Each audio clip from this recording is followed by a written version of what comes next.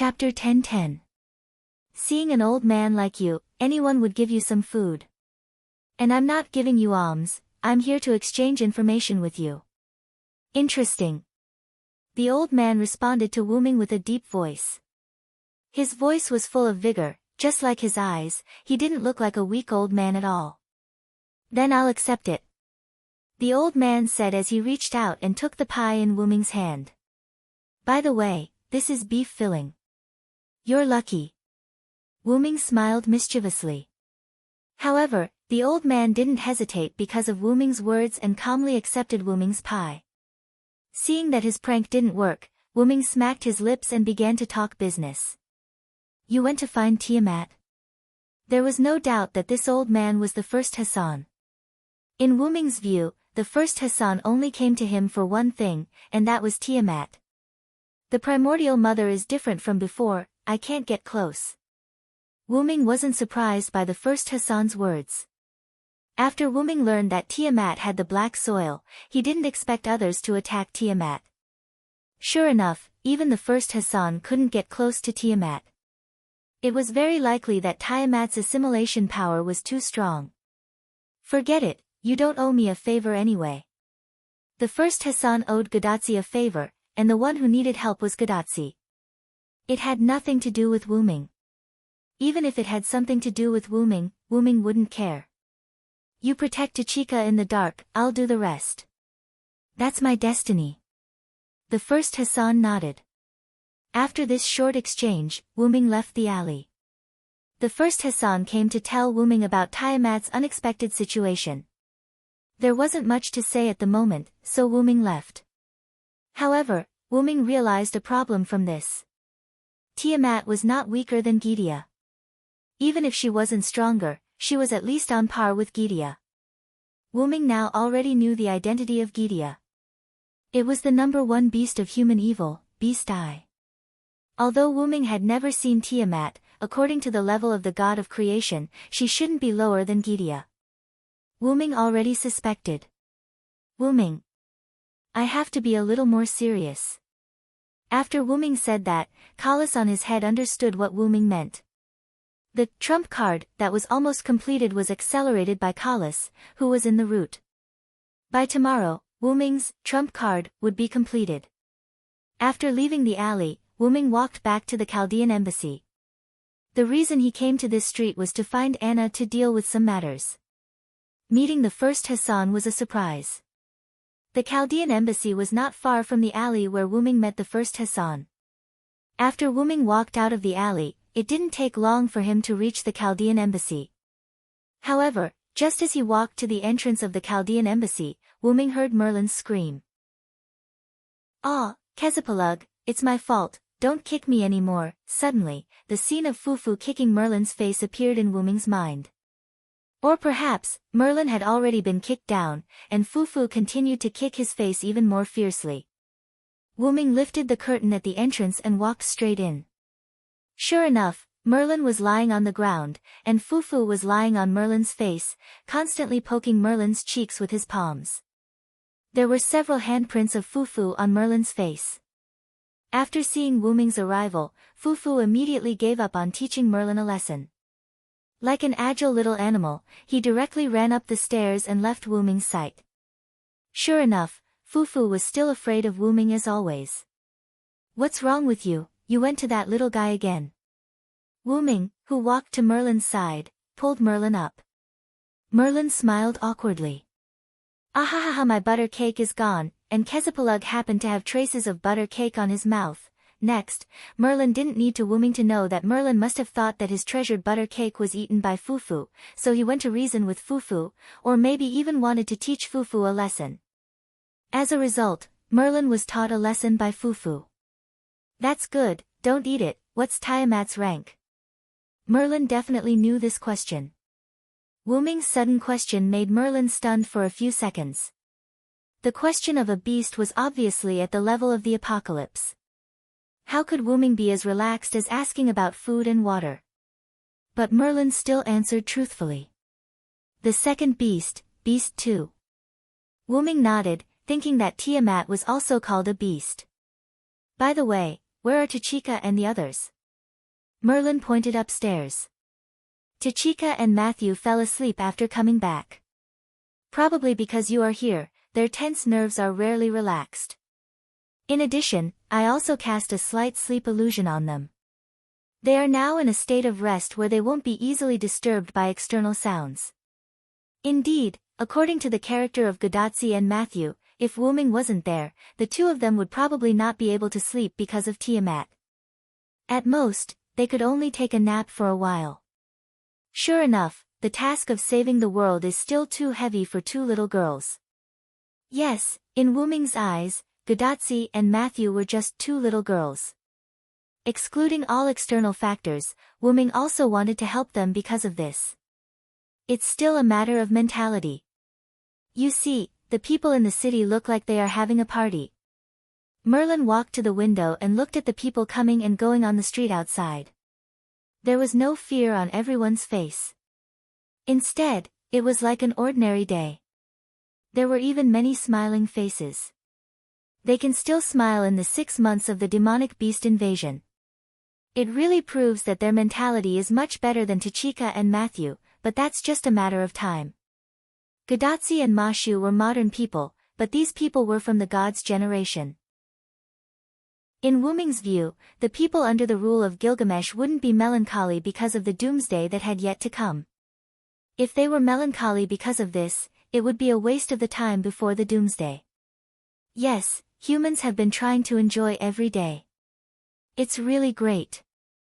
Merlin looked at all this with a smile and seemed to enjoy it quite a bit. Wyrm felt that Merlin was more and more strange. Even if it was a half-dream demon, it was still a half-dream demon. And for a half-dream demon, nightmares were delicious. How could people who smiled have nightmares? And Merlin liked to see human happy endings.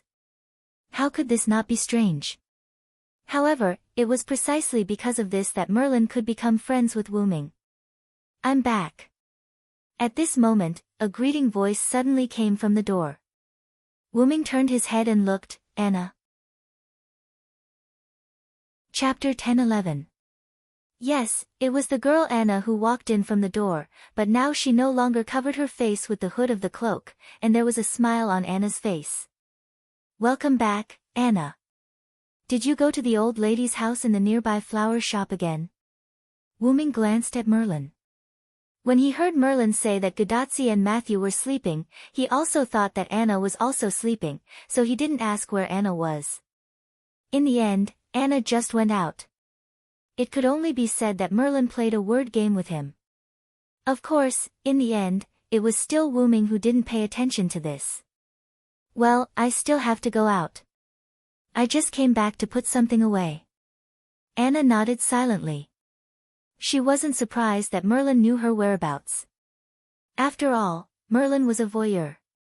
But today, Anna was in a good mood, so she wasn't going to trouble Merlin. Later, under the puzzled eyes of Wyrm and Merlin, Anna walked into the kitchen and immediately walked out. After Anna walked out, Wyrm immediately spoke. Anna, I have something to ask you. Anna stopped when she heard this, as if she was a little hesitant. Seeing that Anna seemed to have something to do, Wyrm proposed a solution. It's just a very ordinary thing. I'll go out with you. We can finish it on the way. Anna thought about it and finally nodded. Later, Wyrm and Anna walked out of the Chaldean embassy together. After seeing the two leave, Merlin walked into the kitchen to see what Anna had just taken or put away. As a result, he saw a plate on the kitchen table with a trace of cake left on it. This is the plate I put the butter cake on. Merlin's cry came from the kitchen, alarming the fufu upstairs. Godatsi and Matthew did not hear Merlin's cry because of Merlin's illusion. On the street, Wyrm glanced at the elven embassy behind him. He seemed to have heard Merlin's sorrowful cry. Or was Wyrm hallucinating? Anna, on the other hand, noticed that the wailing belonged to Merlin, but she did not feel guilty at all. What's the matter? Anna's sudden question made Wyrm ignore Merlin's sorrowful cry. I have something for you. Then, Wyrm waved his hand and a golden ripple appeared in front of Anna. A golden shadow appeared and fell out. Anna subconsciously grabbed it. This is the Holy Grail. That's right, Anna was holding the Holy Grail in her hand. However, Anna was a little puzzled. Why did Wyrm give her the Holy Grail? I took this Holy Grail from Winterwood City. Sakura Madu, who was taken away by me, was sealed in the Holy Grail. Wyrm's words made Anna's body tremble. As the first master she met, Anna was quite fond of the young Sakura Madu. After learning that Sakura Madu's entire world was burned down, Anna was more than once worried about what would happen to Sakura Madu after she left. Fortunately, in the end, Wyrm promised to take good care of Sakura Madu, so Anna left without any worries. Anna originally thought that Sakura Madu would be taken to that place called Chaldea. In the end, Anna did not expect that Sakura Madu would be stuffed into the Holy Grail by Wyrm. Cough cough. It's not that it's not good for her. The Holy Grail is more than half a magic furnace. Staying in the Holy Grail for a long time and receiving a large amount of magic power baptism, it's good for increasing her potential and ability as a magician. Wyrm seemed to be forcing an explanation as he said it without blushing. At first, Wyrm only wanted to temporarily store Sakura Madu in the Holy Grail and release Sakura Madu when he was free. In the end, who would have thought that a series of events would occur, causing Wyrm to have no choice but to entrust the Holy Grail to Kingu. Fortunately, Kingu did not do anything to Sakura Madu, or rather, it did not discover that Sakura Madu was in the Holy Grail. In the end, after a series of events, it returned to Wyrm's hands. However, what Wyrm said about increasing Sakura Madu's ability was not false. When Sakura Madu came out of the Holy Grail, her magic circuit and the quality of her magic power would be greatly improved. Wyrm came to find Anna to exchange Sakura Madu with Anna. At the very least, Sakura Madu and Anna had to meet. When to release Sakura Madu from the Holy Grail was also up to Anna to decide. You probably think that you appeared because of Gorgon, but I think that you appeared because of Sakura Madu. After Wyrm finished speaking, he closed his mouth, and Anna also fell into silence. The two of them did not stop walking. As Anna, who was extremely compatible with Sakura Madu, and both of them were quite young, the relationship between Sakura Madu and Sakura Madu was no longer limited to the relationship of master and servant. The two of them were already friends, and even the only family. Perhaps Sakura Madu, who was sleeping in the Holy Grail, subconsciously summoned Anna in this era. But no matter what, Sakura Madu was fine, and that was the most important thing. Anna, is this the place? Wyrm's words pulled Anna back from her thoughts. Anna looked up and saw that she had already arrived in front of a shop with all kinds of flowers. Yes, it's here. Anna nodded. Wyrm squatted down and touched Anna's little head. I also know about her situation. After the human nature fever is over, I will properly deal with her problem, but for now, you should keep the Holy Grail and her safe. Then, Wyrm stood up, turned around, and left. While Anna continued to be in a daze, an old woman walked out of the flower shop with some trembling. Anna, you're back. Hearing the old woman's voice, Anna instantly hid the Holy Grail under her cloak. Yes, Grandma, I'm back. Did the plate with the butter cake properly return to its original position? Oh, sure enough, the butter cake brought by Anna is more delicious than the one I made. This old woman also rarely enjoyed it. The old woman seemed to be reminiscing, her squinted eyes slightly opened. Anna knew that this old woman was too old to taste anything, but at this moment, the old woman was really reminiscing, which meant that she tasted the flavor of the butter cake. Anna didn't notice this before. Obviously, someone did something to the butter cake. Merlin, Anna thought to herself. Yes, I put it back in the kitchen. Grandma, I still think that the butter cake you made is delicious, but next time I will bring you such delicious butter cake again. No need, Anna, this old woman isn't used to such good food, you can keep it for yourself in the future. You are the most beautiful girl I have ever seen, don't wrong yourself. After all, even if this old woman can safely survive the apocalypse, she doesn't have much time left. Also, if you like the butter cake I made, I will make it for you every time you come. No need, Grandma, you need more rest, I will continue to help you take care of the flowers. Anna continued to chat with the old woman while busying herself in the old woman's shop. The old woman took out a garland when Anna wasn't paying attention. Wuming didn't continue to watch, but turned around and left. After all, Wuming also guessed what would happen next. Not far away, in the Chaldean embassy, Merlin washed the plate that Anna returned before and put it aside. Then he stroked the head of Fufu who came beside him without him knowing. So it was Anna who fed you a little before taking away the cake, Cassipalug. Chapter 10-12. Wuming came to the Uruk wall where the seal of divinity, Dinger, was placed and looked towards the southwest. At this moment, the dark clouds were approaching the Uruk. Although the sea of black mud could not be seen with the naked eye, Wuming could still feel that the sea level was rising. The sea of black mud that was blocked by Nabistin's tooth was getting more and more turbulent. As the last few humans in the north had retreated into the Uruk, countless Ramu that could not find any living humans were wandering around the vast land outside the Uruk. They were going crazy because they could not enter the Uruk. However, the number of the mermaid Kururu, one of the 11 mythical beasts, was decreasing. It seemed like the other Ramu had killed them and turned them into Ramu. However, no matter how many Ramu there were, they could not enter the wizardry barrier that was set up by Wuming's relic above the Uruk. Bless the world with this body, my god. Treat, level, A++ type, wizardry relic distance. Maximum catch. Hyunryong, who was defined as a god, was separated from the humans and returned to heaven. This relic was created by the humans' belief in Hyunryong.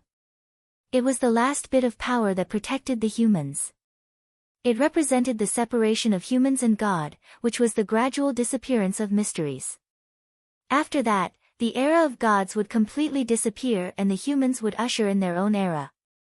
The specific effect was that mysteries that were malicious to the humans would be annihilated while mysteries that were kind to the humans would be weakened. This relic represented the irreversible force of the separation of humans and gods and the disappearance of the era of gods.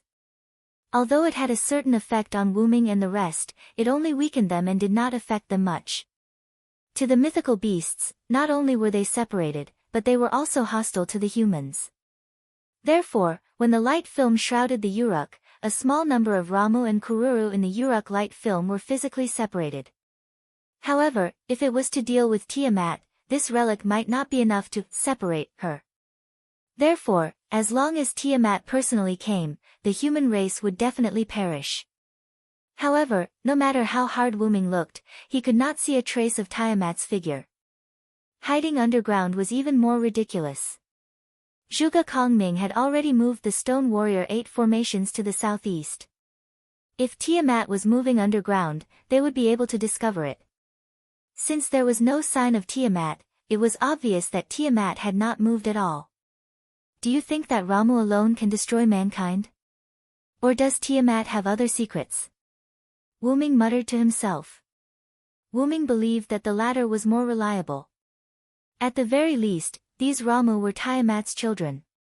If they could not defeat them after a long time, they would definitely attack Tiamat.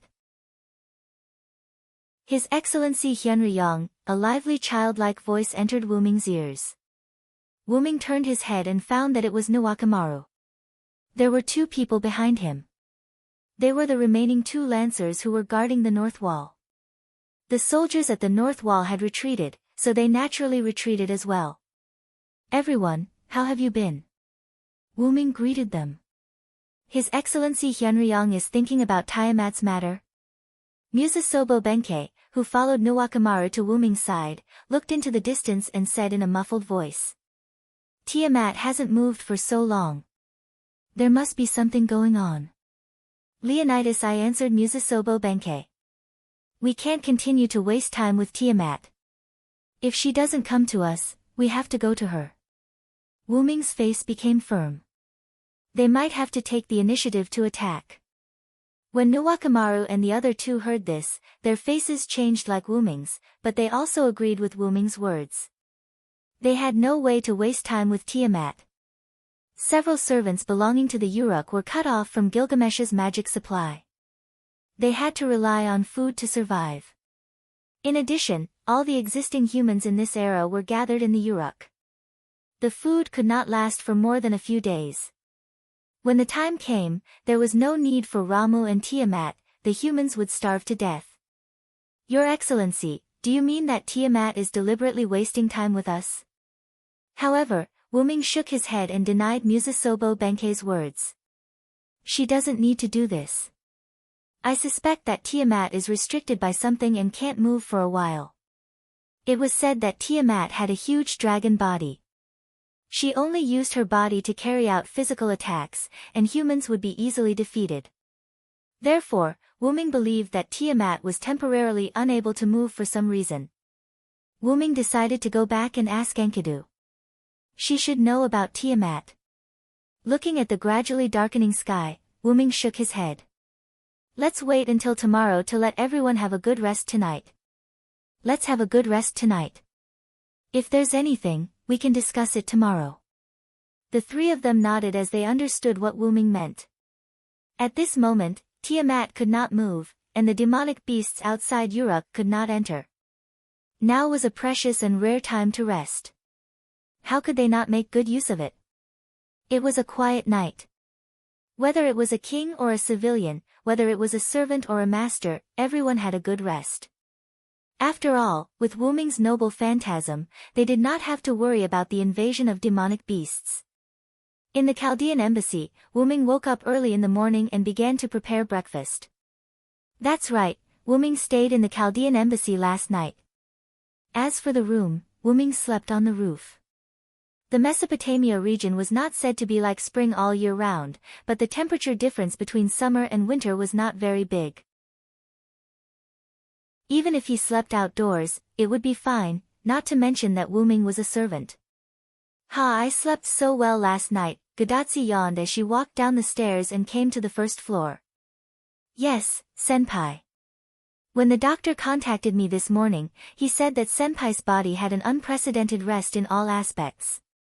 Matthew echoed behind Gadatsi. Fufu, who was like a squirrel, also called twice. Fufu is also very energetic, Matthew picked up Fufu. Gadatsi did not answer Matthew's previous question because she saw Wuming.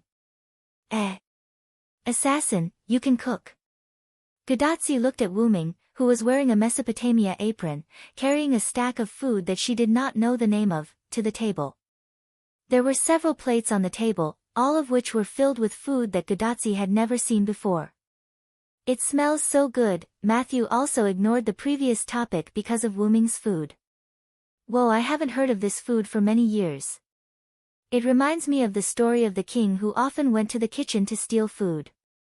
Merlin also walked down the stairs in a strange manner. Wuming glared at Merlin. Merlin smiled awkwardly and did not speak again. After all, if it wasn't for Wuming being merciful last night, Merlin would have been the one sleeping on the roof. Is there butter cake? Anna's slightly shy voice followed Merlin's. There is no butter cake, but I made some modern snacks. Anna can try them later. Mesopotamia's butter cake was somewhat different from modern butter cake, so Wuming did not try to make it, but he did bake some modern snacks. Go wash up first. There will be guests later. Guests? Gadatsi and Matthew looked at each other, and both saw doubt in each other's eyes. But it did not matter. They would know later. Chapter 10:13. Everyone came to the table after washing up and sat down. They found that there were more and more dishes on the table, and it didn't seem like the five of them could finish it all. Vilo-senpai. How many guests are there? Matthew wiped the cold sweat on his forehead and smiled awkwardly. Don't worry, they're here. Wuming pointed to the door, and three figures appeared at the door. Miss Nawakamaru. Mr. Chin. Mr. Leonidas. Matthew was surprised. Mr. Fujimaru, Mr. Matthew, long time no see. Nawakamaru greeted them calmly, but she didn't have much contact with Chaldea, so she didn't say much. Musasobo Benkei and Leonidas I were the same. The three of them were either at the northern wall or at the temporary stronghold built in the northwest, while Fujimaru and the others were either in the Uruk or the dense forest in the south. Although they were familiar with each other, they were only familiar with each other. In terms of familiarity, Wuming was much more familiar to Nuwakamaru than Godatsu and the others.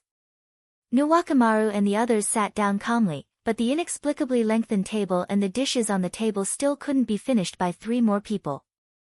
At this time, a lively voice came from the door. "Yo, big sister, I'm here." Quizzard dragged the weak leopard man into the Chaldean embassy.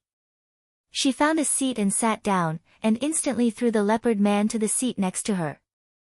"Miss Quizzard is here too." Matthew was surprised again. Godatsu was quite interested in the leopard man's current state, but she could probably guess that he was beaten up by Quizzard because he provoked Quizzard. "I was invited by Hyunryong for breakfast." Quizzard smiled sweetly at Godatsu. "So, Nuwakamaru and the others are the same?" Godatsu guessed. "Yes, Mr. Fujimaru, we're not the only ones invited." As if agreeing with Nuwakamaru's words, another person, or rather a golden king, came in from the entrance of the Chaldean embassy. "Ha ha ha ha, this king's arrival, the entire Chaldean embassy seems to be a lot brighter." The newcomer was naturally Gilgamesh. King Gilgamesh. This time, Godatsu and Matthew were shocked. They really didn't expect Gilgamesh to be among the guests. What's the point of being so arrogant? Even if it's brighter, it's all because of this goddess. Ishtar, who came in later, crossed her arms and looked at Gilgamesh with disdain. "Oh, the goddess of greed even wants to take this king's glory for herself." Gilgamesh mocked mercilessly. "You shiny golden guy. I hope you die of overwork." However, before Gilgamesh and Ishtar could quarrel, Siduri's figure came in. Okay, king and goddess, today you were invited by Hyunryong-sama to enjoy breakfast. You can't be so rude." Her words, which were neither flattering nor harsh, made Gilgamesh and Ishtar both shut their mouths. "Siduri, the two of them really can't do anything to you." Enkidu, who had a smile on his face, walked in holding Funbaba's hand. "You're exaggerating." Siduri bowed. In this regard, Godatsu and Matthew were almost stunned. Good heavens, all the powerful forces of this era had gathered together. However, only Wuming knew that Ereshkigal was still missing, but that couldn't be helped. After all, she couldn't leave the underworld. "Okay, everyone, hurry up and take a seat. This is my cooking that I haven't made for a long time. Hurry up and try it." Hearing this, Gilgamesh and the others also sat down. Seeing so many powerful gods and kings sitting next to them, Godatsu and Matthew were a little uncomfortable. The two were still thinking about whether to change seats. However, Gilgamesh also said that this banquet was hosted by Wuming after all, and even he couldn't steal the limelight. What he meant was, no matter who was in charge, they could sit anywhere. Everyone began to enjoy the food. At this moment, it was as if they really obeyed Gilgamesh's order. Everyone, including Godatsu, was no longer restrained and completely let go of their limbs. Leonidas I and Musasobo Benkei competed in drinking. Quizzard, as the big sister, played with Godatsu. Matthew and Anna discussed which snacks Wuming made were delicious. Gilgamesh and Ishtar were once again at each other's throats, and Siduri was the lubricant between them. Enkidu looked at this scene and smiled helplessly, then looked at Wuming, who was chatting with Nuwakamaru. As for the leopard man, he was bragging with Funbaba and Fufu, but he was ignored by the two beasts. Now it didn't seem like they were facing the coming doomsday at all, but more like an ordinary party. Roman, who was in Chaldea and watching this scene through Godatsu's bracelet, sighed. "I really don't know whether to be happy or sad." By the way, Roman showed a tangled expression. Roman was happy to see everyone in a good mood, but their good mood made Roman a little worried. After all, there was still the threat of Tiamat. However, Leonardo da Vinci didn't care so much. Instead, he smiled. This is a bit like a different version of The Last Supper. The Last Supper that Leonardo da Vinci made before his death seemed to be comfortable, but it was actually a crisis. Now, the banquet in the Chaldean embassy was just like that. You're so careless. Roman rolled his eyes at Leonardo da Vinci. This was probably the benefit of being a servant, there was no need to think too much. But, no matter how you look at it, it's breakfast. Looking at the harmonious table in the monitor, Roman gave up complaining about Leonardo da Vinci, and he gradually immersed himself in this warm scene. After all, it's good to do this occasionally, isn't it? I'm hungry, I'm going to get a cup of coffee. Roman got up and left the monitor. However, Leonardo da Vinci sat in Roman's position and waved at Roman like a rich man. By the way, help me get a cup. The cup is next to the coffee machine, thank you, yes, understood. The meal was very fast, and the delicious food that everyone enjoyed in Chaldean embassy was quickly wiped out. After that, everyone went to the highest floor of the tower, Gilgamesh's office, between the throne. Gilgamesh, who was sitting on the high throne, glanced at the people standing neatly in front of him and immediately spoke. So, Tiamat's counterattack strategy meeting, let's start now. Gilgamesh's imposing words entered everyone's ears, and most people's faces became extremely serious. The reason why it was most people was because there were a small number of people who didn't become serious, but showed a surprised expression. Hey! Wait a minute, counterattack. Are we going to counterattack Tiamat? Chapter 10:14. Matthew and Gadazzi were the only two people who were surprised. That's right. I think you have also noticed that we don't have much food left, and all the humans in Mesopotamia have gathered in the Uruk. Although there is no problem for the time being, in a few days, the shortage of food will appear, and we will be in trouble. Gadazzi and Matthew heard Wuming's words and instantly understood. After all, they were modern people, and they could understand what would happen in the Uruk through the usual compulsory education. At that time, humans would starve to death because they were trapped in the Uruk without food, and in serious cases, there might be riots. After all, appetite was one of the most basic desires of humans, and there was no way to suppress it. Once it broke out, it would be more terrible than a natural disaster. Outside the Uruk were Ramu, and humans could not go out to look for food. Only servants could do it, but there was no way to get food for so many people with only a few servants. Therefore, the only way was to take the initiative to attack, and the main attacker was Wuming. Wuming talked to Gilgamesh last night about this matter, and Gilgamesh also agreed. In fact, whether we take the initiative to attack or wait for Tiamat to attack, our chances of winning are very low. Leonardo da Vinci's voice came from Gadazzi's bracelet. After all, the opponent was the god of creation. So, whether we take the initiative to attack or passively defend, the probability of winning is almost the same. Although Roman's words were discouraged, it also meant that taking the initiative to attack was better than passively defending. Why didn't Tiamat take the initiative to attack? Gadazzi was quite puzzled. That's because Mother is bound. Enkidu stood up. Bound? Matthew could not help but be stunned. And that's the binding that Tiamat put on herself. Wuming interrupted. What? Whether it was Gadazzi, Matthew, or the others, they were more or less surprised by this. Why? Gadazzi asked. She didn't understand why she would impose restrictions on herself. Because Mother has always loved humans and their children, that's why she added restrictions to herself. Enkidu, who had fused with Kingu, was well aware of this. Wuming had also asked Enkidu about this last night. At this moment, Gilgamesh, who was sitting on the throne, suddenly interrupted. Do you know that humans are evil? Humans are evil. Gadazzi and Matthew looked at each other in confusion. The two goddesses, Quizzard and Ishtar, had a serious look in their eyes. It was obvious that the two of them knew that humans were evil. Humans are evil.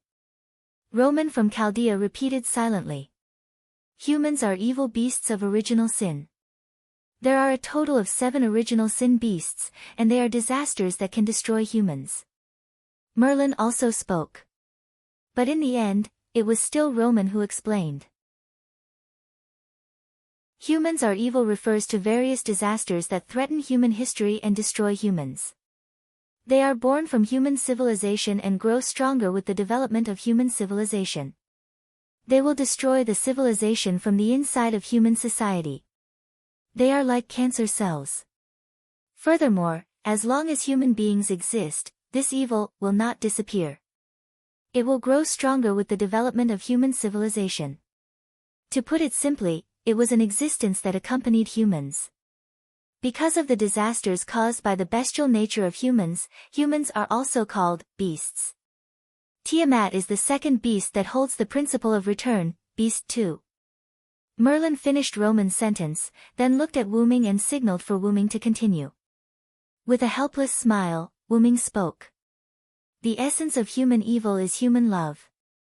It is precisely because of this that Tiamat, who loves her lover and her children, will become one of the human evils. Gadatsi and Matthew suddenly understood. After that, Wu Ming inexplicably thought of the human final trial he encountered in the box garden world. Moreover, human evil is not the evil that destroys humans, but the evil that destroys humans. That is, the existence that humans need to overcome. Only by overcoming it can humans continue to develop. Therefore, in a sense, it is not wrong to call it the human final trial. After all, human evil is a disaster for humans, and it is not wrong to call it the human final trial. The existence that needs to be overcome, human final trial. Matthew and Gadatsi, who were present as humans, muttered silently. Seeing Gadatsi and Matthew in deep thought, Wu Ming walked in front of the two, stretched out his hand, and gave them a knock on the head.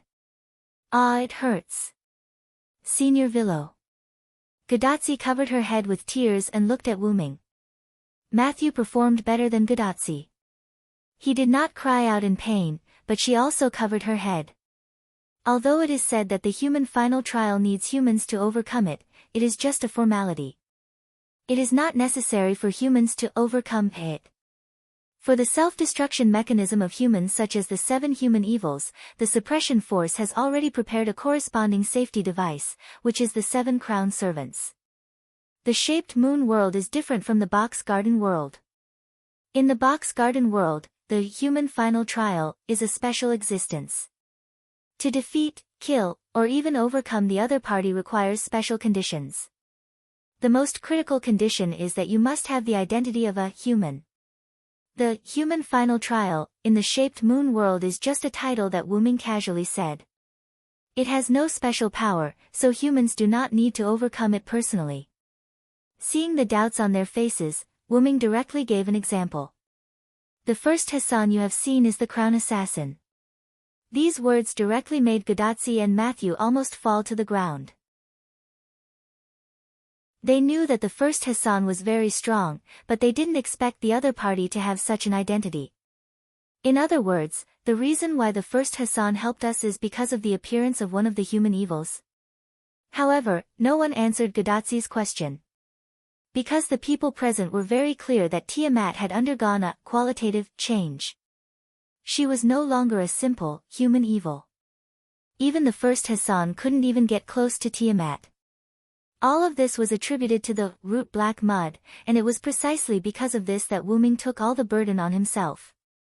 Emotionally, only Wu Ming could deal with Tiamat, who was infected with the root black mud.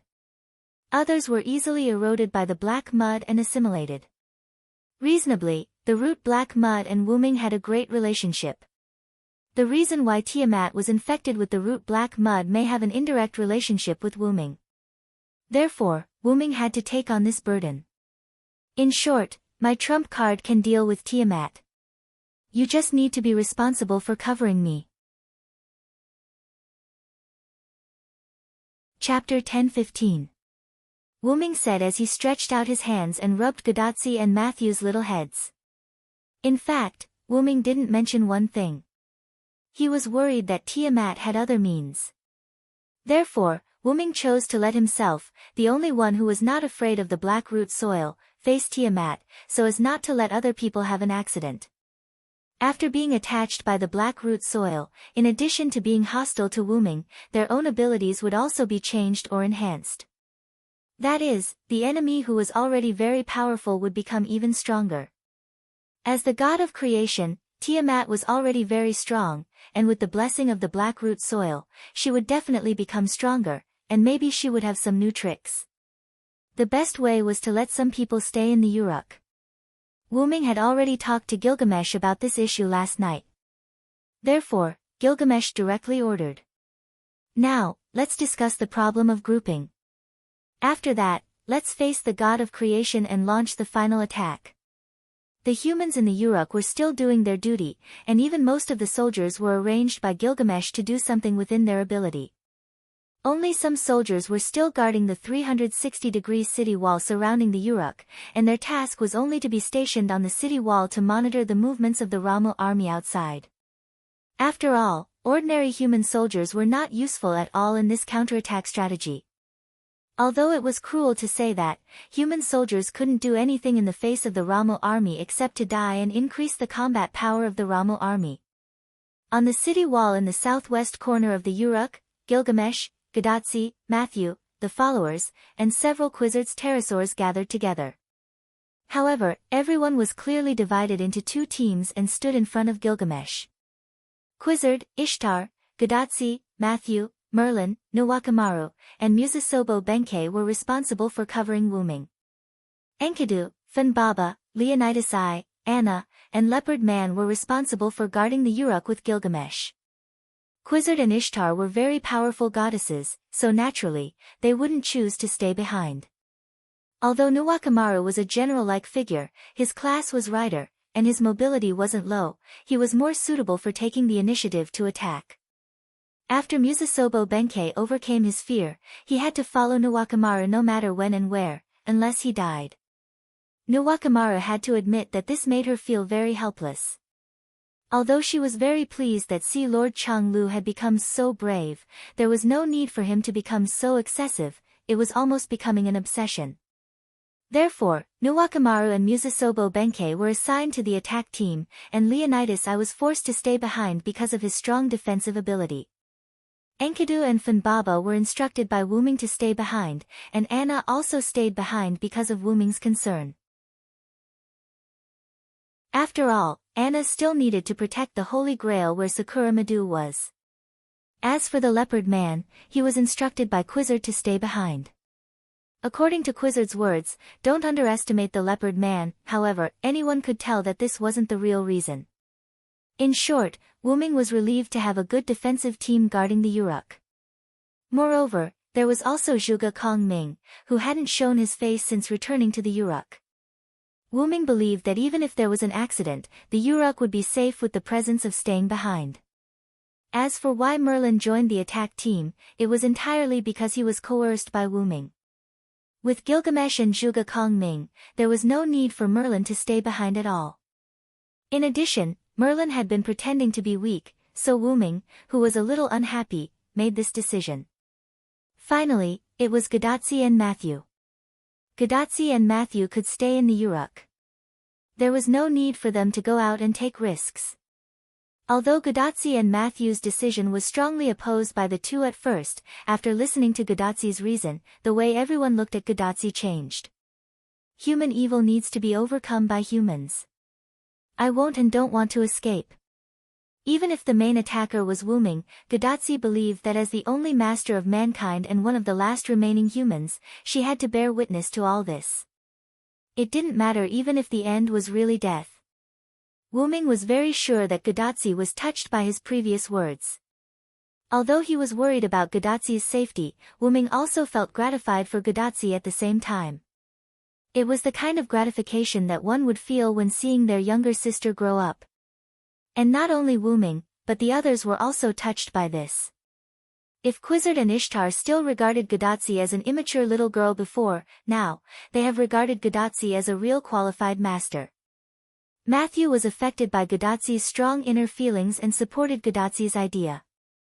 Moreover, as Gadotsi's follower, Matthew had no reason to let his master go to the front line alone. Therefore, Matthew would also follow Quizzard and others to cover Wyrm. For the decision of the two, Gilgamesh also praised Gadotsi and Matthew, saying that, there really are people in the future who didn't let this king down. At this moment, Gilgamesh faced the people who were divided into two teams and repeated the content of the plan. The defense team will stay with this king in Uruk to prevent accidents or provide support. The attack team needs to take Quizzard's pterosaur to the Persian Gulf, and then fully cover Hyunryong to release his trump card to eliminate Tiamat. Of course, your own safety is the prerequisite, that's all. Is there a problem? No. Although only Gadotsi and Matthew answered, in fact, Gilgamesh was talking to Gadotsi and Matthew. After all, everyone else was a servant. To put it bluntly, the servant's body was not the servant's body. If they died, they would die, and there would be no image. But if Gadotsi and Matthew, as human beings, had an accident, there would be no room for recovery. Then, Roman's voice came from Gadotsi's bracelet. According to the detection, the number of Ramu on the land has exceeded 300 million, and it is still increasing. The speed of the increase of Ramu is also rising rapidly. Roman and Leonardo da Vinci in Chaldea looked at the number of Ramu on the screen that was still increasing, and they couldn't help but frown. Although this was bad news, there was also good news at the same time. However, these Ramu can only move on the ground. There are no aerial units yet. After all, there was already the winged mermaid Kururu that could fly in the sky, so Roman also paid attention to it. But there is no guarantee that there will not be any enemy flying units, so when you get close to Tiamat, you must be very careful. Don't relax your vigilance against the Ramu just because they can fly. Leonardo da Vinci also warned. Of course, he was still talking to Gadotsi and Matthew. Yes, we understand, Leonardo da Vinci. Gadotsi nodded seriously. Finally, as the Uruk king, Gilgamesh issued the final order. So, let's go, everyone. This king is looking forward to your triumphant return. Chapter 10:16. The three Quetzalcoatlus carried Gadotsi, Matthew, Nawakamaru, Musasobo Benkei, and Merlin respectively.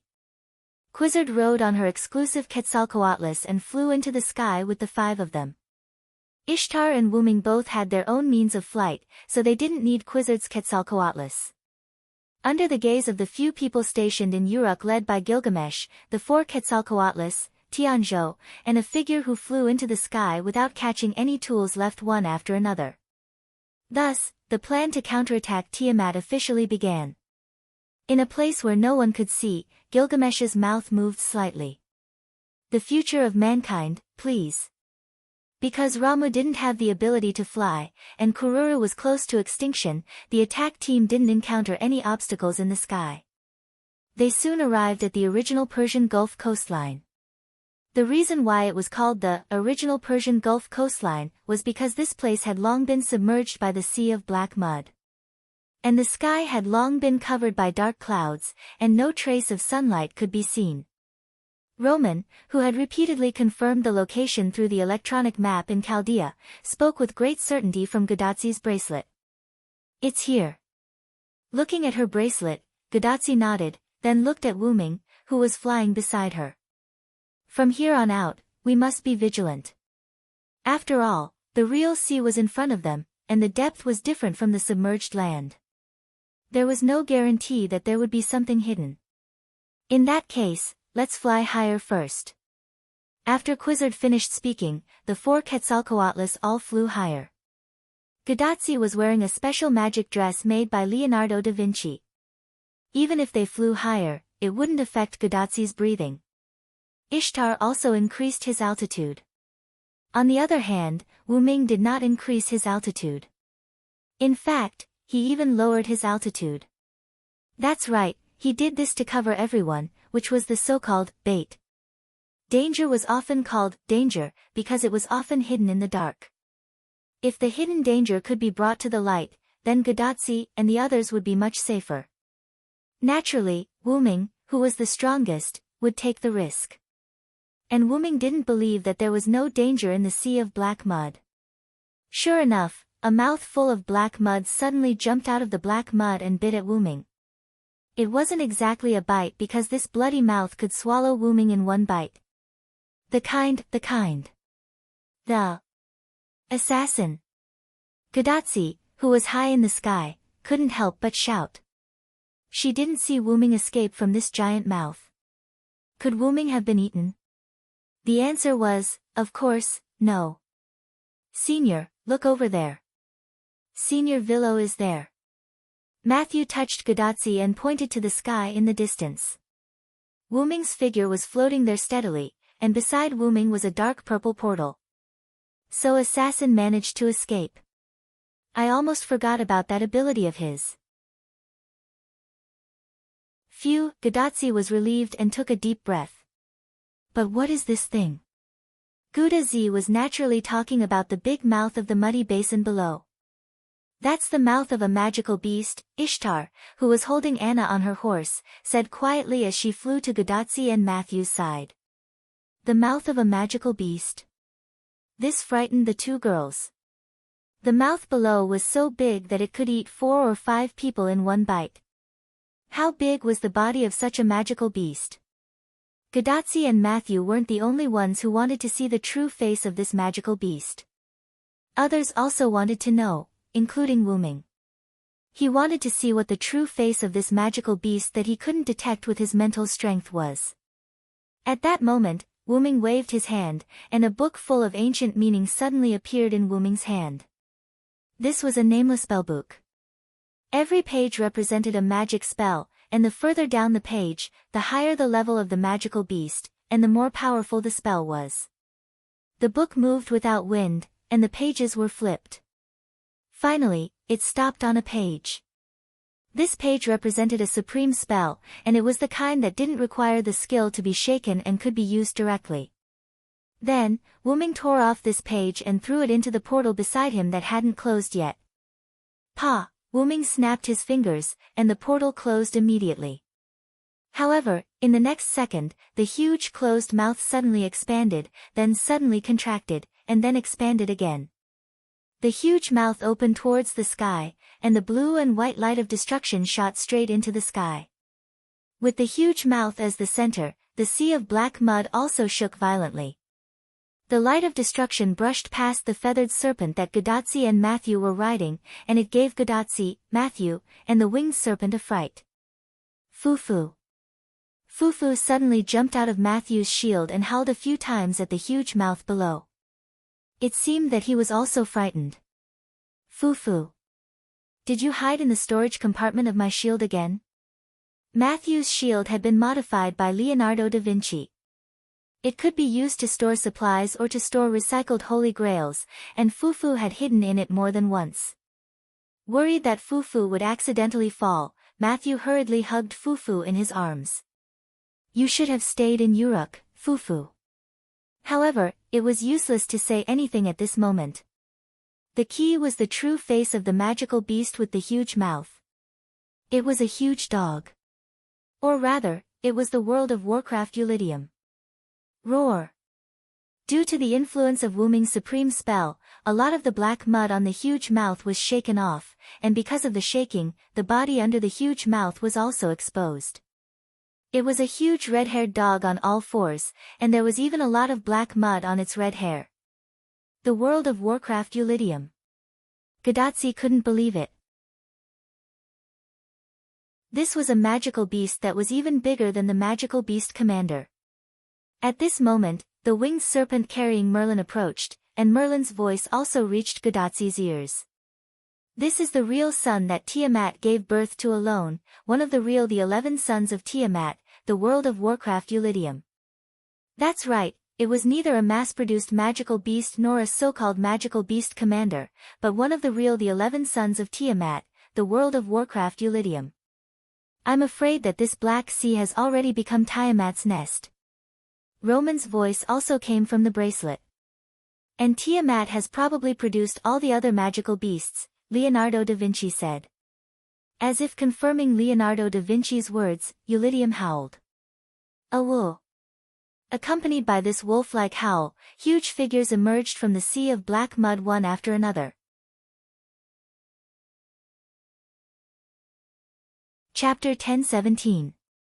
One after another, huge figures emerged from the sea of black mud. Black mud fell from their bodies bit by bit, revealing their figures.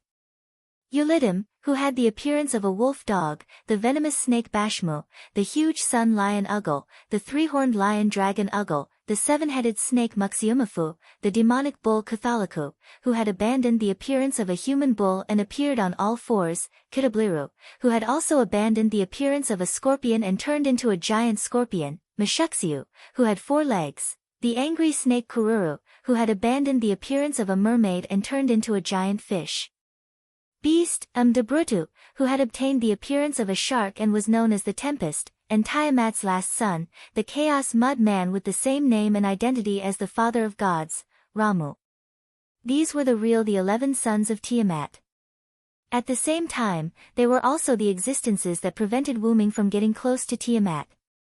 Gadatsi and the others had to protect Wuming from the danger he had to face. Trouble. Even Wuming did not expect that the 11 sons of Tiamat would all appear. However, this was probably the power of the black mud that sped up the birth of Tiamat's new the 11 sons. The reason why it was called the 11 sons was because the 11 sons had died long ago. Moreover, these 11 magical beasts were more or less different from the ones recorded in the historical myths. At this moment, the bodies of the magical beasts were basically extremely huge, and the humanoid magical beasts had all turned into their beast forms. The formless Debrutu had also turned into a giant shark. Obviously, this was a temporary change made by Tiamat. After all, this was the only way they were real, magical beasts. However, Wuming was more concerned about the Ramu. It wasn't much different from the other Ramu in Mesopotamia. At the very least, it wasn't as large as the other Ramu. It was about the same size as the other Ramu, but it was also different from the other mass-produced Ramu. This Ramu's body was not as weak as other mass-produced Ramu. On the contrary, this Ramu's body was abnormally strong. It was even more fit than a bodybuilder. Wuming was sure that this guy was not just for show, but for real. In addition, this Ramu also had a pair of large wings on its back, but they were curled up, so it was hard to tell how big they were. In short, among the 11 magical beasts, Wuming felt that this Ramu was the strongest. WMBFLL, YBFDFZXXDMQCSDJH, YBFQWLK, CDXMRL, the Ramu said something to the other magical beasts, and the 11 magical beasts immediately divided into 2 groups. 5 magical beasts advanced towards the Uruk. Wuming, who could understand the Ramu's words, understood the other party's meaning. They wanted to split into 2 groups. One group would go to the Uruk to completely destroy the humans, and the other group would stay to deal with them. It seemed that these 11 magical beasts had not been lurking for a long time. They were probably just born not long ago. Otherwise, they wouldn't have waited until Wuming and the others attacked the Uruk before going to the Uruk. After all, if 11 of them attacked the Uruk together, the Uruk's light film would most likely not be able to stop them. Fortunately, Wuming had the foresight to let Enkidu, Funbaba, and the others stay in the Uruk. Although it was not foolproof, it was enough. These 11 magical beasts were extremely powerful. Wuming even had the idea that if they fought alone, Quizzard and Ishtar might not necessarily be the opponents of these magical beasts. However, their goal was not to kill these 11 magical beasts. As long as they delayed these magical beasts and let Wuming deal with Tiamat during this time, everything would be over. However, these magical beasts seemed to be quite smart. After the 5 magical beasts left for the Uruk, the remaining 6 magical beasts all rushed towards Wuming. Only Wuming had the ability to threaten Tiamat, which the magical beasts knew very well. However, Wuming appeared next to Gadatsi with a teleportation portal, causing the 6 magical beasts to miss their target. Assassin, what should we do now? Gadatsi was a little anxious at this moment. However, there was no other way because Roman had been relaying information about the enemy. Each of these 11 magical beasts has magical power comparable to or even surpassing the Holy Grail. Their strength has even reached the level of the King of Gods. Even Quizzard, the Quetzalcoatl, has a very low chance of winning against one of them. If the goddess Ishtar faces one of them, she is likely to be killed. It's really over this time. Roman's anxious and panicked voice kept coming out of Gadatsi's bracelet. Are these magical beasts so powerful? Matthew was also shocked. After all, she was still immature. She could only sense that these magical beasts were very dangerous, but she did not know how dangerous they were. Don't forget that even Ishtar's father is Tiamat's grandson. These magical beasts are Tiamat's sons. It's understandable that they have the power of the king of gods. Wu Ming's words were not unreasonable. If Tiamat's magical beasts were weak, then they were not qualified to fight against the heavenly gods. After all, they would be killed directly by the heavenly gods. Being able to fight against the heavenly gods meant that the 11 sons of Tiamat were very powerful. It could only be said that the previous magical beast commanders were the weaker versions of these 11 magical beasts, and the mass-produced magical beasts were the extremely weak versions of these 11 magical beasts. These 11 magical beasts were the 11 sons of Tiamat. No, it should be strengthened by the black mud. Otherwise, Tiamat would not have given birth to these the 11 sons so quickly, and these the 11 sons would not have such powerful strength. It could be said that if these 11 magical beasts replaced the original the 11 sons, the scales of victory might have tilted towards Tiamat's side. Therefore, these magical beasts must have been strengthened by the black mud. Assassin, go directly to Tiamat. We'll hold these magical beasts back. Gadatsi made a prompt decision and issued an order. However, as a master, Gadatsi was still too inexperienced.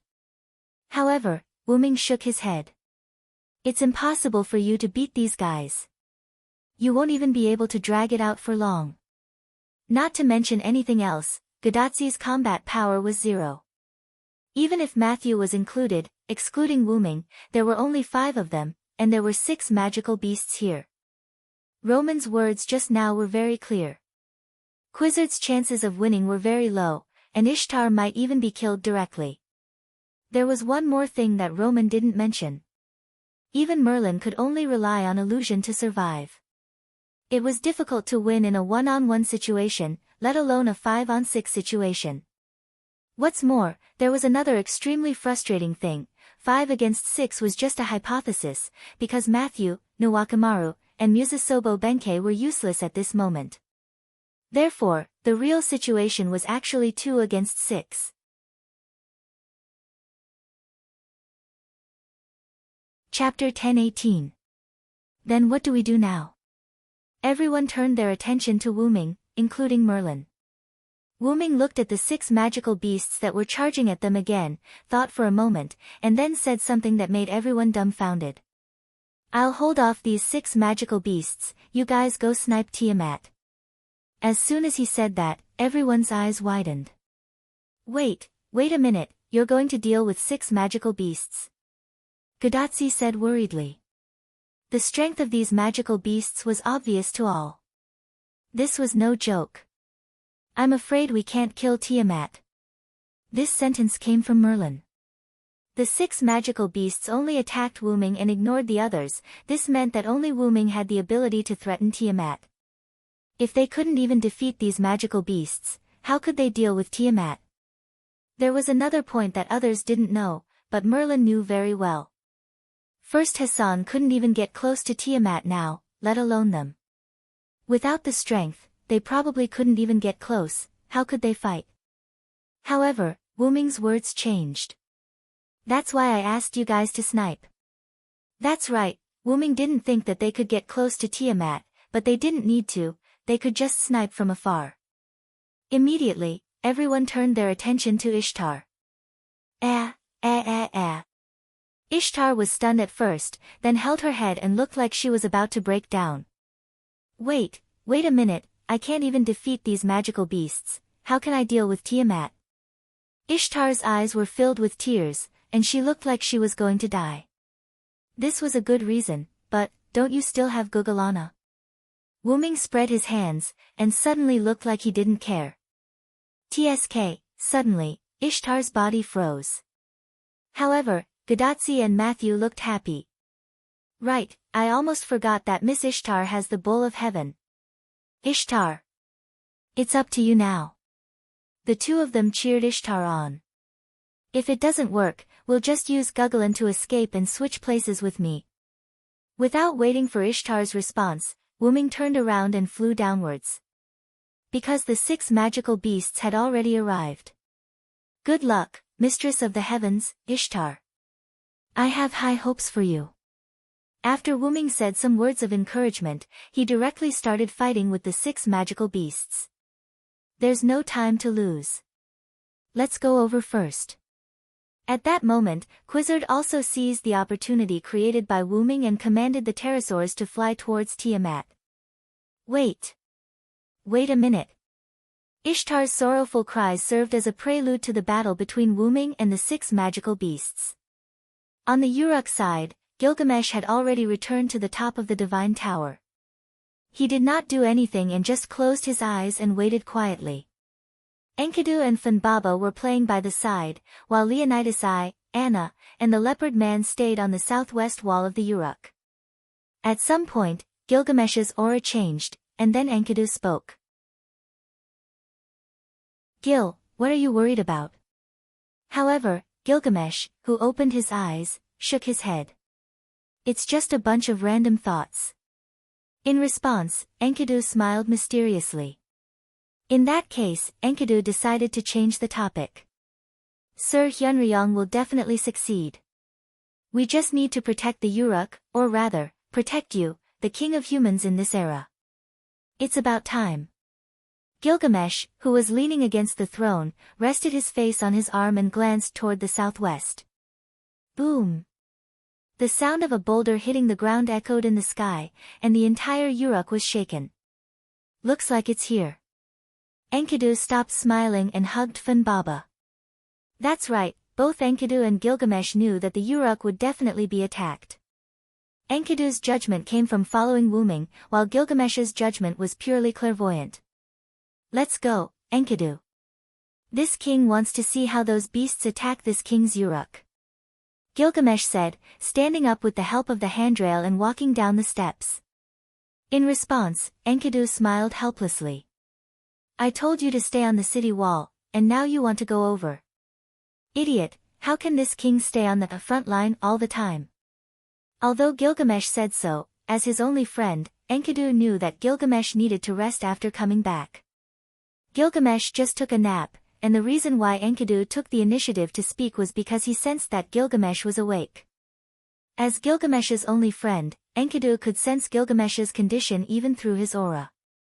Okay, let's go. Enkidu, who also understood that Gilgamesh was at Sundara, stopped discussing this topic and followed Gilgamesh with Funbaba in his arms. Outside the southwest city wall of the Uruk, near Nabistan's Fong, 5 huge monsters were constantly destroying Nabistan's Fong, trying to let the sea of black mud flow through. Nabistan's Fong was not strong enough to withstand the attacks of these 5 monsters. Just the collision of their bodies was enough to destroy Nabistan's Fong. The sea of black mud began to move toward the Uruk, and some fragments of Nabistan's Fong that were scattered on the sea of black mud were picked up by one of the monsters. This was a huge bull with a pair of fierce horns. It was Catholic, one of the 11 sons of Tiamat. Obviously, even if Catholic transformed from his human form to his beast form, he was still the strongest among the 11 sons. No, it should be said that he was stronger in his beast form. He was holding a sharp fragment of Nabistan's Fong, and he suddenly threw his head toward the Uruk sky. Whoosh! The fragment rushed toward the Uruk at high speed like a bullet. When the fragment reached the highest point, it began to fall in an arc, and then directly entered the light film of the Uruk. It fell heavily in an open space, smashing a big hole. In the middle of the street not far away, there was also a big hole, and in the hole was another fragment of Nabistan's Fong. Obviously, these 2 fragments had entered the Uruk through the same method. But fortunately, these 2 fragments happened to fall in an open space or even on the street, so there were no casualties. As for the humans in the Uruk, under the guidance of the soldiers, they were constantly retreating toward the central tower. A beautiful woman wearing a veil was saying something loudly. "Hurry up, everyone, we'll be safe once we enter the tower." This was Siduri, and she was also giving orders. The underground of the tower had space for thousands of people to temporarily take refuge. Although it was a little difficult to let everyone in the Uruk take refuge in it, the other rooms on the ground of the tower could also be used for refuge. As the central building of the Uruk, the tower was naturally strong. As long as they didn't hide on a floor that was too high, even if the fragment of Nabistin's Fang fell, it wouldn't cause any harm to the people hiding in it. At the thought that the people would soon be safe, Siduri couldn't help but breathe a sigh of relief. However, at this moment, a sound of something breaking through the air came from above Siduri's head. Siduri couldn't help but look up. It was another fragment of Nabistin's Fang. And the landing site was where she was.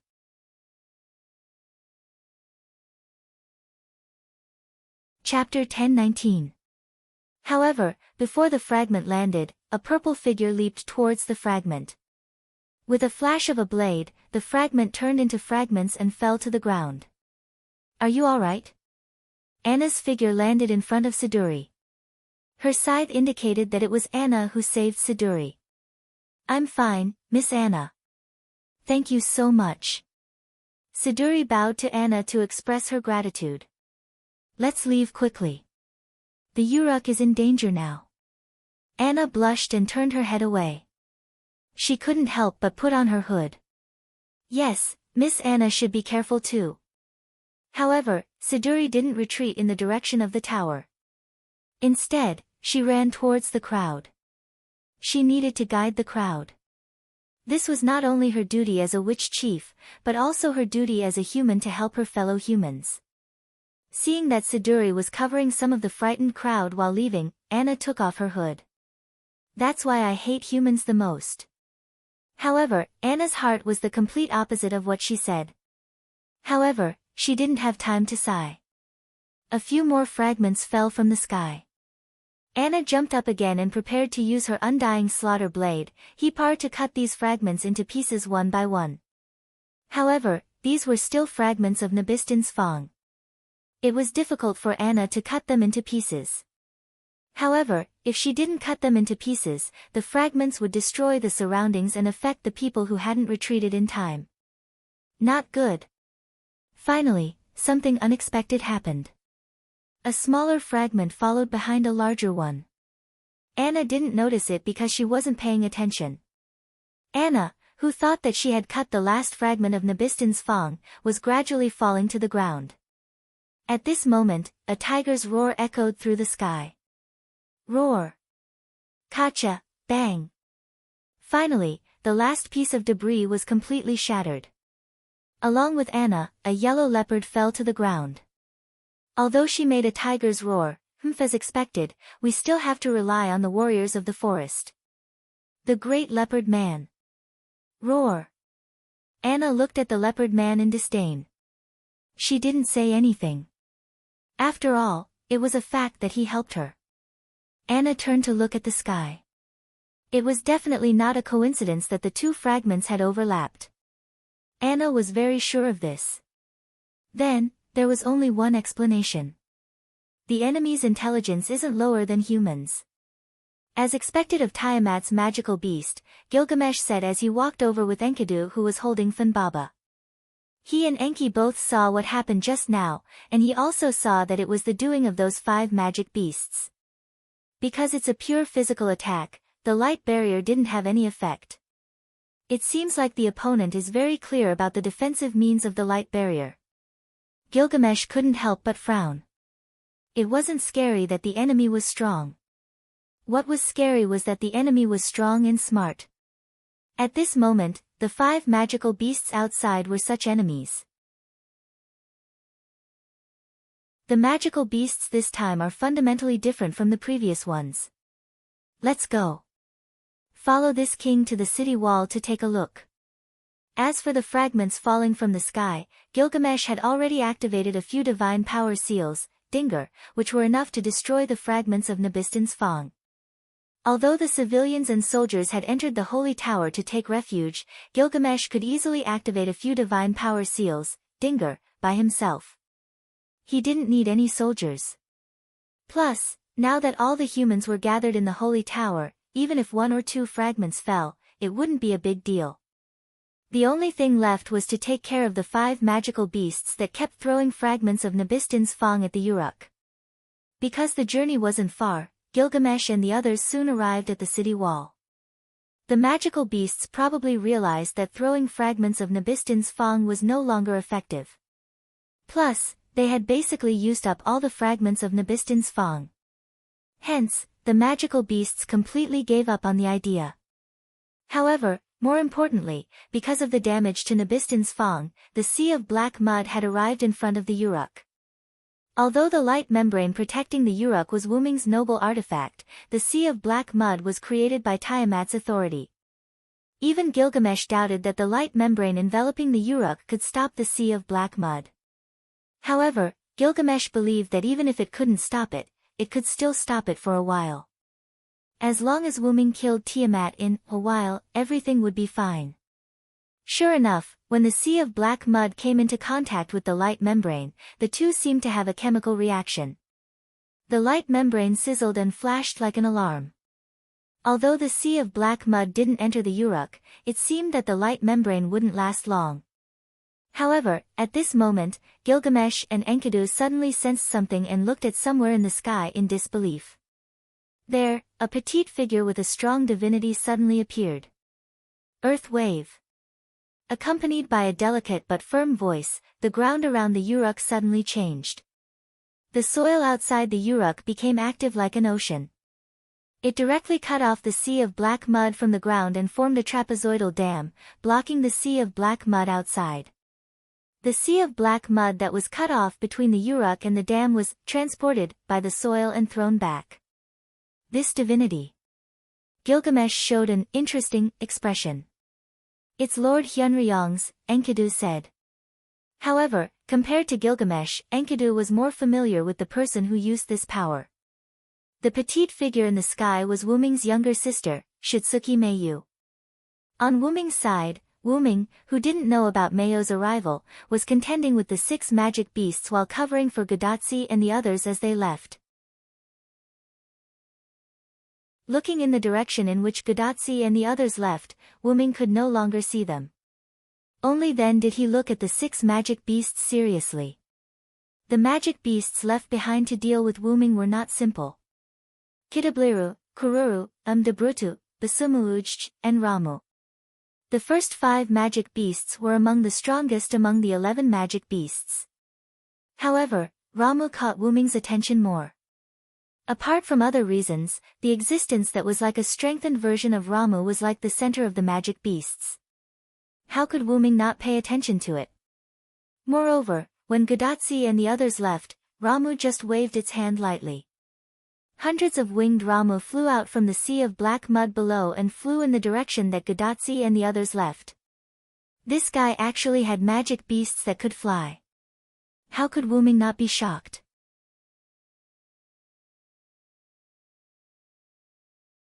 Chapter 10:20.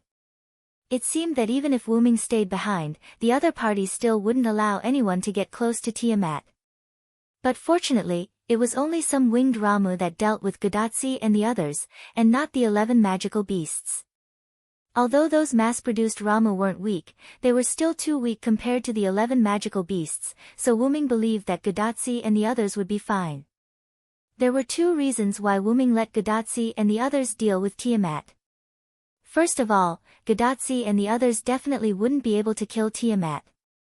And Wuming instructed Ishtar to attack from a distance only to give Gadatsi and the others a way out. After all, it would be easier for them to escape by pulling the distance. And why did Wuming let Gadatsi and the others go even though he knew that they couldn't kill Tiamat?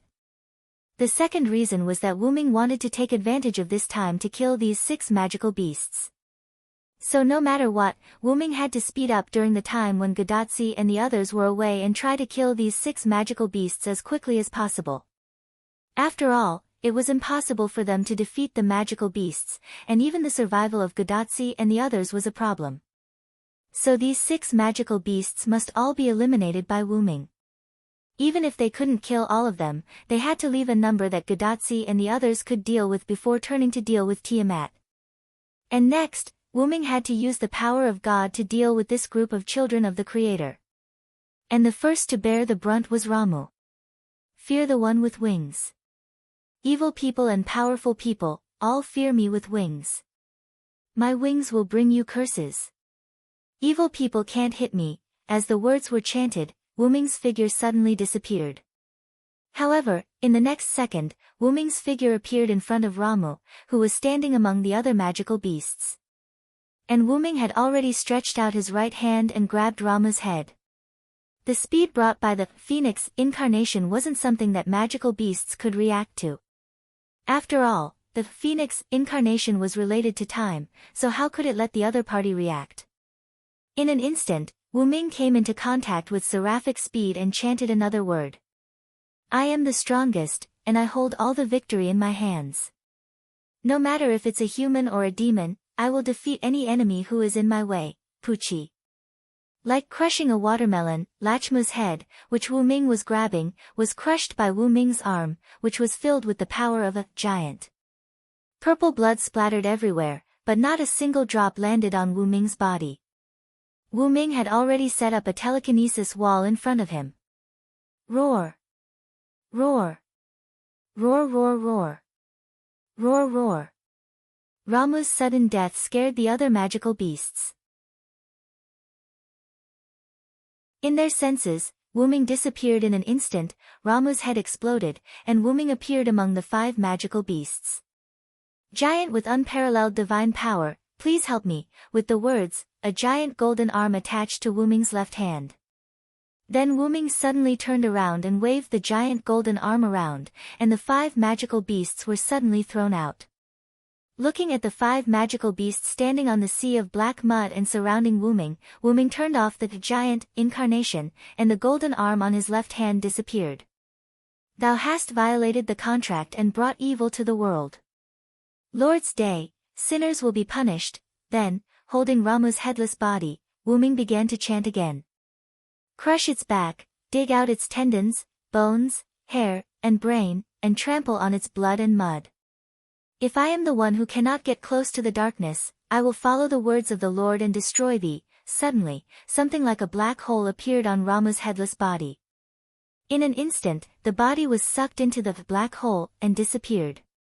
Then, as if quite tired, Wyrm shook his right hand. It must be said that Ramu's body was as tough as its appearance. It was far from being comparable to the mass-produced Ramu. Although Wyrm easily crushed Ramu's head, it consumed a lot of Wyrm's energy. Wyrm's arm was also tired, otherwise, Wyrm would not have changed his arm to attack the other 5 magical beasts. Wyrm did not underestimate the 11 magical beasts. On the contrary, they were very important. After all, they came out of the sea of black mud. Using the phoenix incarnation that had never been used in front of magical beasts to get close to Ramu and catch it by surprise. Then, using the giant incarnation, coupled with a trace of the power of the source of the black mud, he successfully crushed Ramu's head. Finally, he used the annihilation incarnation to destroy Ramu's headless body. After all, a magical beast's vitality was very strong. However, Wyrm could not guarantee that Ramu did not have any special abilities. Wyrm was afraid that the headless Ramu could come back to life. These were enough to see Wyrm's importance to Ramu, and Ramu died without playing any role. No, thinking about it carefully, it was still useful. The other 5 magical beasts knew about Wyrm's methods. If Wyrm wanted to use this method to kill other magical beasts, it would most likely not work. However, even so, it was worth it to kill Ramu, who gave Wyrm a sense of importance. Rubbing his right wrist, Wyrm looked at Baxiomu. Baxiomu was his next target. After all, Wyrm had 12 incarnations. When Wyrm killed a magical beast, Gadotzi's side did not have any accidents as Wyrm expected. Although the mass-produced Ramu was powerful, and the mass-produced Ramu with wings was even more powerful, they were still not as good as the 11 magical beasts. Probably because Quizzard and Ishtar couldn't beat the 11 magical beasts, the two of them worked extra hard to deal with these mass-produced Ramu. Or it could be said that they were venting, die, die, die, die. Ishtar frantically attacked the mass-produced Ramu with Anna Ma. With a face full of resentment, she kept muttering this sentence. Although she couldn't hit Ramu every time, as long as she hit Ramu, the opponent would be killed. This was enough to prove that Ishtar put a lot of magic into each attack. And Quizzard used the mass-produced Ramu as a stepping stone, constantly moving between the Ramu. And every time Quizzard moved, a Ramu would fall. These Ramu were directly killed by Quizzard's fatal wrestling skills. Two goddesses, so scary, Gadatsi and Matthew looked at Ishtar and Quizzard with some fear and gulped. Nuwakamaru and Musasobo Benkei quietly stayed on the pterosaur's back. Because the two goddesses were venting, although they didn't have a chance to attack, they had some free time. Ahahaha, almost all the enemies have been wiped out. Merlin laughed. Sure enough, after Merlin finished speaking, Gadatsi found that there was only one Ramu left. And it seemed to be dumbfounded, flying there motionlessly. But it didn't matter.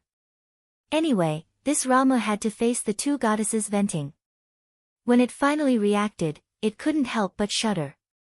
Then, a golden light flashed, and it fell into darkness.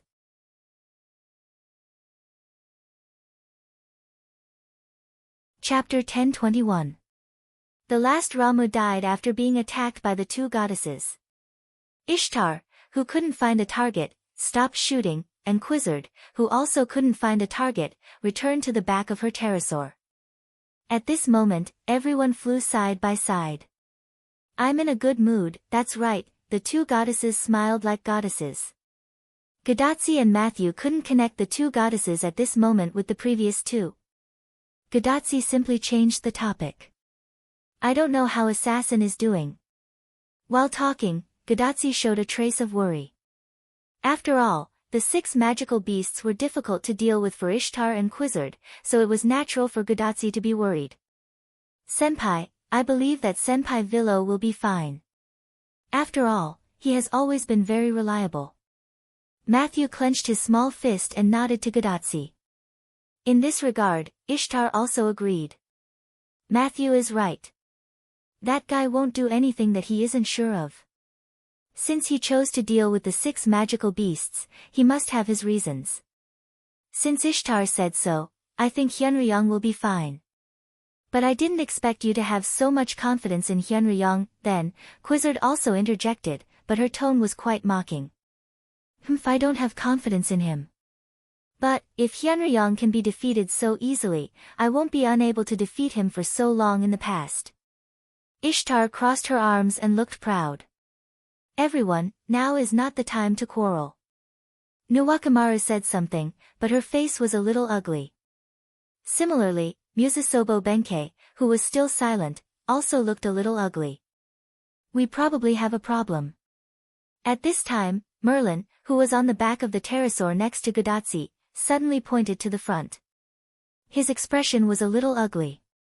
There was no other reason than the place Merlin had pointed to. Gadatsi and others looked at the place where Merlin pointed. It was dark. The clouds in the sky gradually turned into dark clouds, and the sky gradually turned scarlet. Under the alternating black and red sky, the Indian Ocean connected to the Persian Gulf was dark. No, it wasn't the Indian Ocean, it was the black mud. The black mud connected the sky and the sea, not metaphorically, but a real connection. In front of everyone, from the surface of the sea to the black clouds in the sky, it was as if a wall of black mud had formed. All they could see was black mud and nothing else. In a sense, the water and the sky, was black. Because the surrounding environment had been turning dark, and Gadatsi and others' attention was attracted by Ishtar and Quizzard, they didn't notice this scene. The black mud that formed the water and the sky was faintly creeping. Anyway, in Gadatsi's opinion, it was quite disgusting. She now understood why Merlin frowned. After discovering this situation, Quizzard had already stopped the pterosaurs and even faintly retreated. Then, Roman's panicked voice came from Gadatsi's bracelet. Quizzard, retreat quickly. At that moment, Quizzard didn't care whether Roman's words were correct or not. She immediately waved her hand, and the pterosaurs made a sharp turn and flew backward. Gadotsi, who didn't react for a moment, even fell on Matthew due to inertia. Sitting up again, Gadotsi looked at her bracelet in confusion. "Doctor, what's wrong?" "That's right, they only saw the black mud that was the same color as the sky, and there was still some distance between them." "Why were they in such a hurry to leave?" "It was as if the danger was already near them." "I don't know what you saw. Chaldea can't receive the image since you went deep into the Indian Ocean, but fortunately, the instrument is still working as usual." Roman, who was in Chaldea, wiped the sweat on his forehead that appeared out of nowhere and answered Gadotsi word by word. "The instrument detected that there was a huge amount of magic everywhere around you just now." "No, to be precise, you are in a space full of huge magic, and your surroundings are still like this. To make an analogy, you can imagine that you are in the Holy Grail." Although the tone was also very serious, even at a critical moment, Leonardo da Vinci still didn't forget to joke. Roman and Leonardo da Vinci's words made everyone recover from the shock, and then they were shocked again. What they realized was that the magic that was being emitted was probably the black mud around them. And the shock was easier to understand. "Look carefully, the distance around us seems to be dark." Ishtar frowned. The pterosaur had been flying behind them, but they didn't seem to have moved at all. "If that's the case..." Gadotsi's eyes widened. In the end, Quizzard said a guess that was likely to be the truth. "Maybe we have entered a special space like what Leonardo da Vinci said." They were shocked because they seemed to be trapped on the coast of the Persian Gulf. Wu Ming, holding the holy sword, stood on a huge red-haired monster that looked like a wolf or a dog burning with holy flames. The reddish-yellow flames and the color of the monster reflected on Wu Ming, who was standing on top, and looked particularly sacred. After confirming that the body under him was cold, Wu Ming raised his hand and waved. The sword of salvation released a ray of light and shone on the body. In an instant, the flame transformed by the sun suddenly burned. He was going to use the flame to burn the body of the demonic beast. Every time Wu Ming killed a demonic beast, he would use various means to destroy the body to prevent them from suddenly resurrecting. Then, Wu Ming could not help but look at the direction where Gadotsi and the others left. It has been so long, why hasn't Ishtar activated her noble phantasm? There was still a connection between Ishtar and Wu Ming. Once Ishtar activated her noble phantasm, Wu Ming could easily feel it. Wu Ming, who felt that something was not right, was a little uneasy. It seems that there is no time to deal with the remaining 2 demonic beasts. That's right, Wu Ming did not kill the 6 demonic beasts. After Wu Ming killed Ramu, he successively killed Baxiomu, Debrutu, and Ulidim. Only Musamafu and Kururu were left. Kururu could fly, which meant that it was more agile than Baxiomu and the rest. Musamafu, on the other hand, was cunning and cherished his life. After Wu Ming killed Basumu, he hid in the sea of black mud. Even if he attacked Wu Ming, he would only feign an attack as a cover. After that, he would immediately dive into the depths of the sea of black mud, allowing Daburutu, Ulidim, and Kurulu to take charge of the main attacks. After killing Debrutu, the remaining 2 demonic beasts, Kururu and Ulidim, panicked. The body under Wu Ming that was about to burn out was Ulidim's.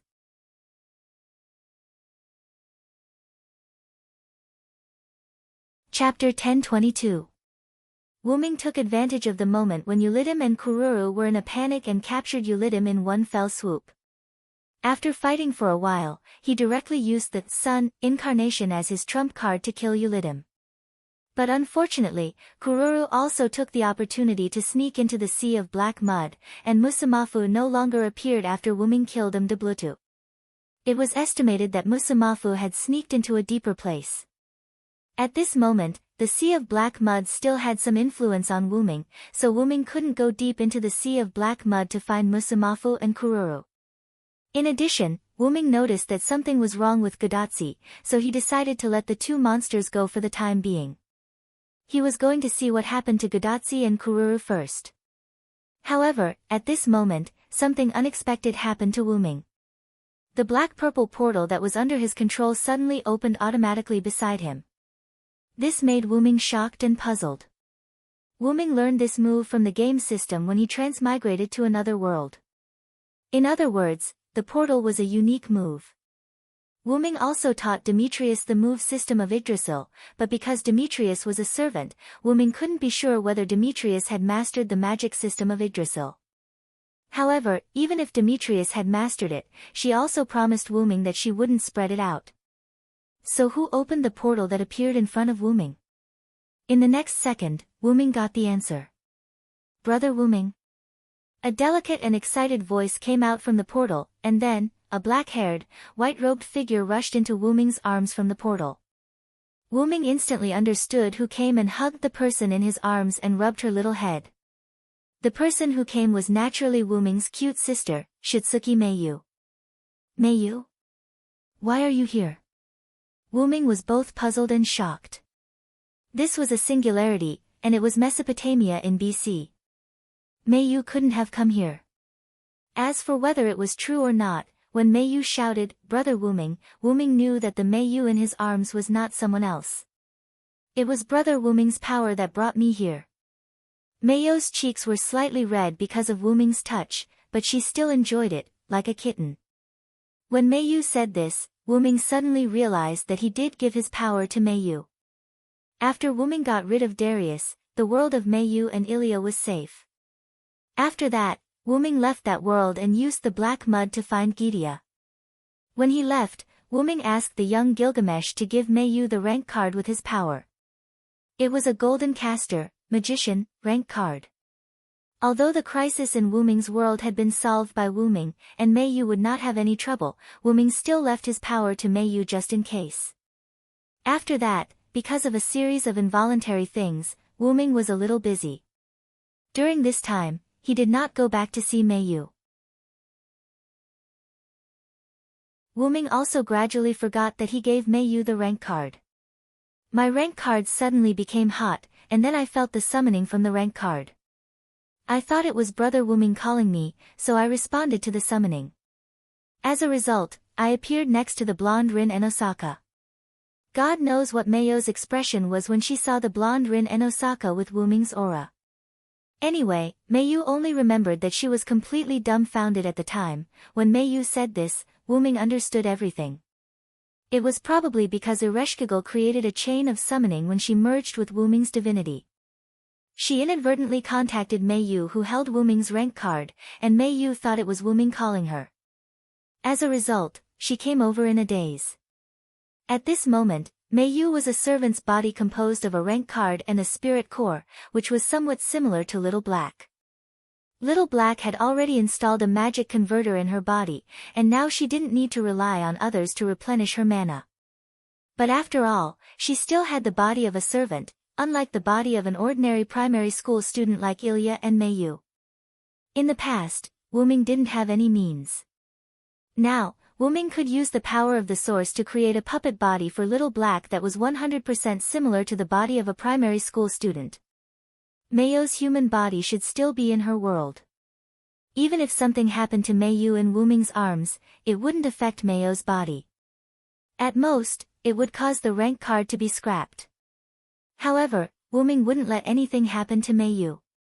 And, the other party isn't Rin and Osaka. She just borrowed Rin and Osaka's appearance. Remember to call her sister L. Wuming knocked Meiyu's little head. I know, Brother Wuming. Don't knock my head all the time. Wuming didn't know whether to laugh or cry. He rubbed Meiyu's little head again, comforting Meiyu's depression of being knocked on the head. You said you appeared next to Ereshkigal. How is Ereshkigal now? Wuming was quite worried about Ereshkigal. Blonde-haired Rin and Osaka. I mean, Sister L is now dealing with the demonic beasts in Uruk. She asked me to come and find Brother Wuming to see if there's anything I can help with. However, Wuming had a strange expression. Are you sure Ereshkigal didn't ask you to come and find me to save the day? Wuming almost said this sentence. Can Ereshkigal defeat those 5 demonic beasts? Although Wuming asked cautiously, there was still distrust in his words. It couldn't be helped. Quizzard and Ishtar would have a problem surviving against any one of the demonic beasts.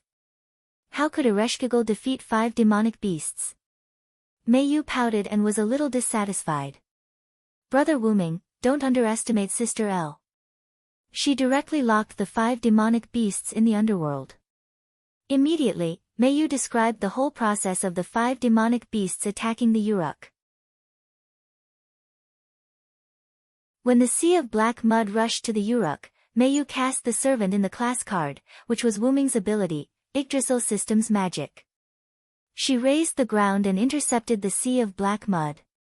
After that, Ereshkigal, who received Wuming's divinity, got rid of the restrictions of the underworld and came to the ground. However, Ereshkigal still had a trace of her own divinity, so the underworld still protected Ereshkigal. She successfully launched her underworld authority and locked the 5 demonic beasts in her own underworld. In the underworld, Ereshkigal could be said to be invincible. The 5 demonic beasts were lambs waiting to be slaughtered. However, Wuming was not optimistic about Ereshkigal. After all, these demonic beasts emerged from the sea of black mud, and the essence of the sea of black mud was the black mud, which was the same as Wuming's. Since the 5 demonic beasts were likely not to be suppressed by the underworld, Ereshkigal was in danger.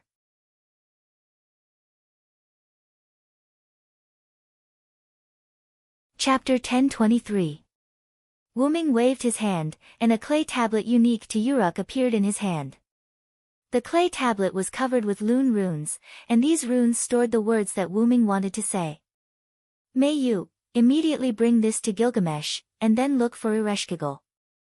Those demonic beasts are not ordinary demonic beasts, and I'm worried that she might have an accident. After Wuming finished speaking, he handed the clay tablet to Meiyu. I understand, Brother Wuming. Meiyu nodded with a serious expression. Meiyu, who had Wuming's class card, was equivalent to Wuming in the state of caster, magician. Her magic power was almost infinite, and she had mastered Lune magic and Yggdrasil magic. She also had a huge amount of divinity and a dragon's breath, and some of Wuming's noble artifacts. Not to mention fighting against enemies, she had no problem protecting herself. In addition, Meiyu was a serious and strict child, so Wuming was very relieved to let Meiyu handle this matter. What is Brother Wuming going to do? Meiyu asked abruptly, and she seemed a little nervous. Knowing that Meiyu was worried about his Wuming, Wuming could not help but smile, and then he put his hand on Meiyu's head. Don't worry, I'm just going to solve a small problem. After this matter is over, don't be in a hurry to go back. Stay in Uruk, and I'll make omelette rice for you alone. That's right, Wuming was going to give Meiyu special treatment. Although Meiyu was a little embarrassed to leave Ilya and Little Black to eat alone, when she thought that she could have Wuming to herself, Meiyu was secretly delighted. Well, I'm waiting for Brother Wuming to make omelette rice for me in Uruk. After saying that with a blush on her cheeks, Meiyu opened the portal and went in. In this regard, Wuming showed a warm expression. Sure enough, Meiyu has always been very sensible. It was not the matter of making omelette rice for Meiyu. Wuming's sensible was that Meiyu did not ask much. Anyone could tell that the situation was not good just by looking around. Although it was not a certain death, the dark doomsday scene of the sky and sea was still very unsettling. However, Meiyu did not ask anything. She did not ask what was going on here, nor did she ask why Wuming said anything. She only listened to her brother's words, listened to Wuming's words, and did what Wuming told her to do.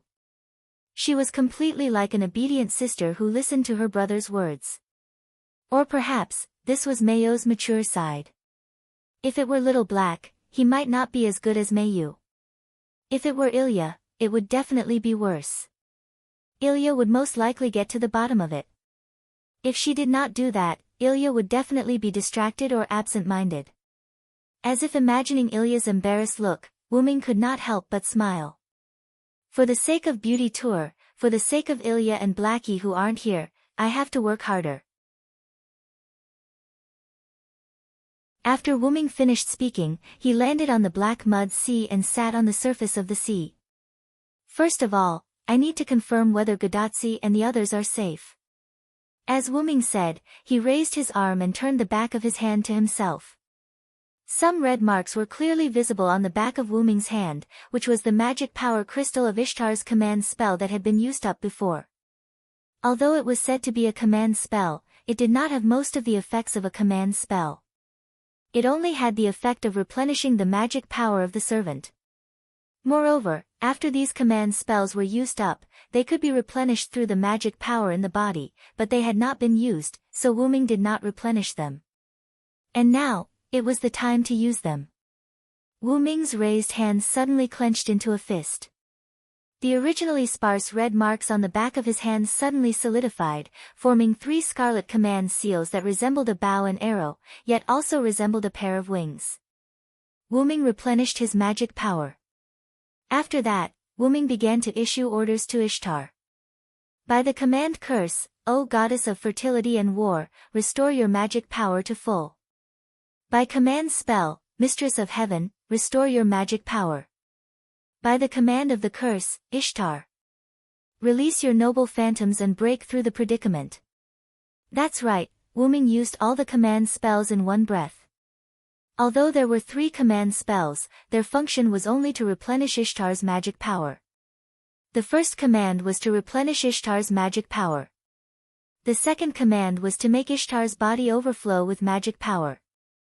The third command was to make Ishtar's magic power so much that it was completely out of control, to the extent that it would cause a big explosion if left alone.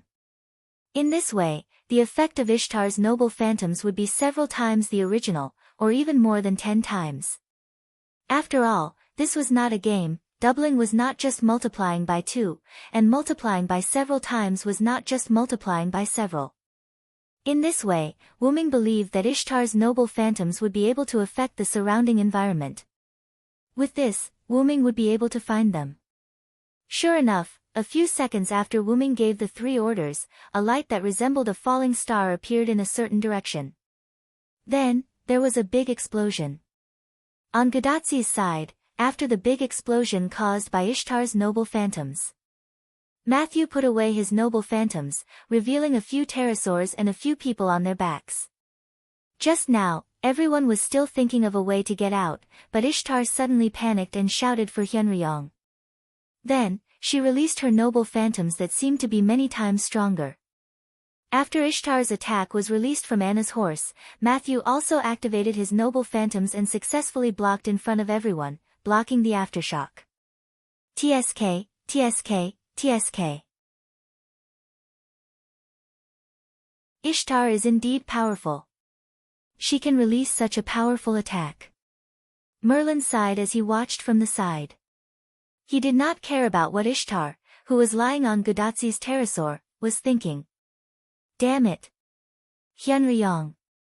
Ishtar wanted to look ferocious, but she was too tired to do so. She even stuttered when she spoke.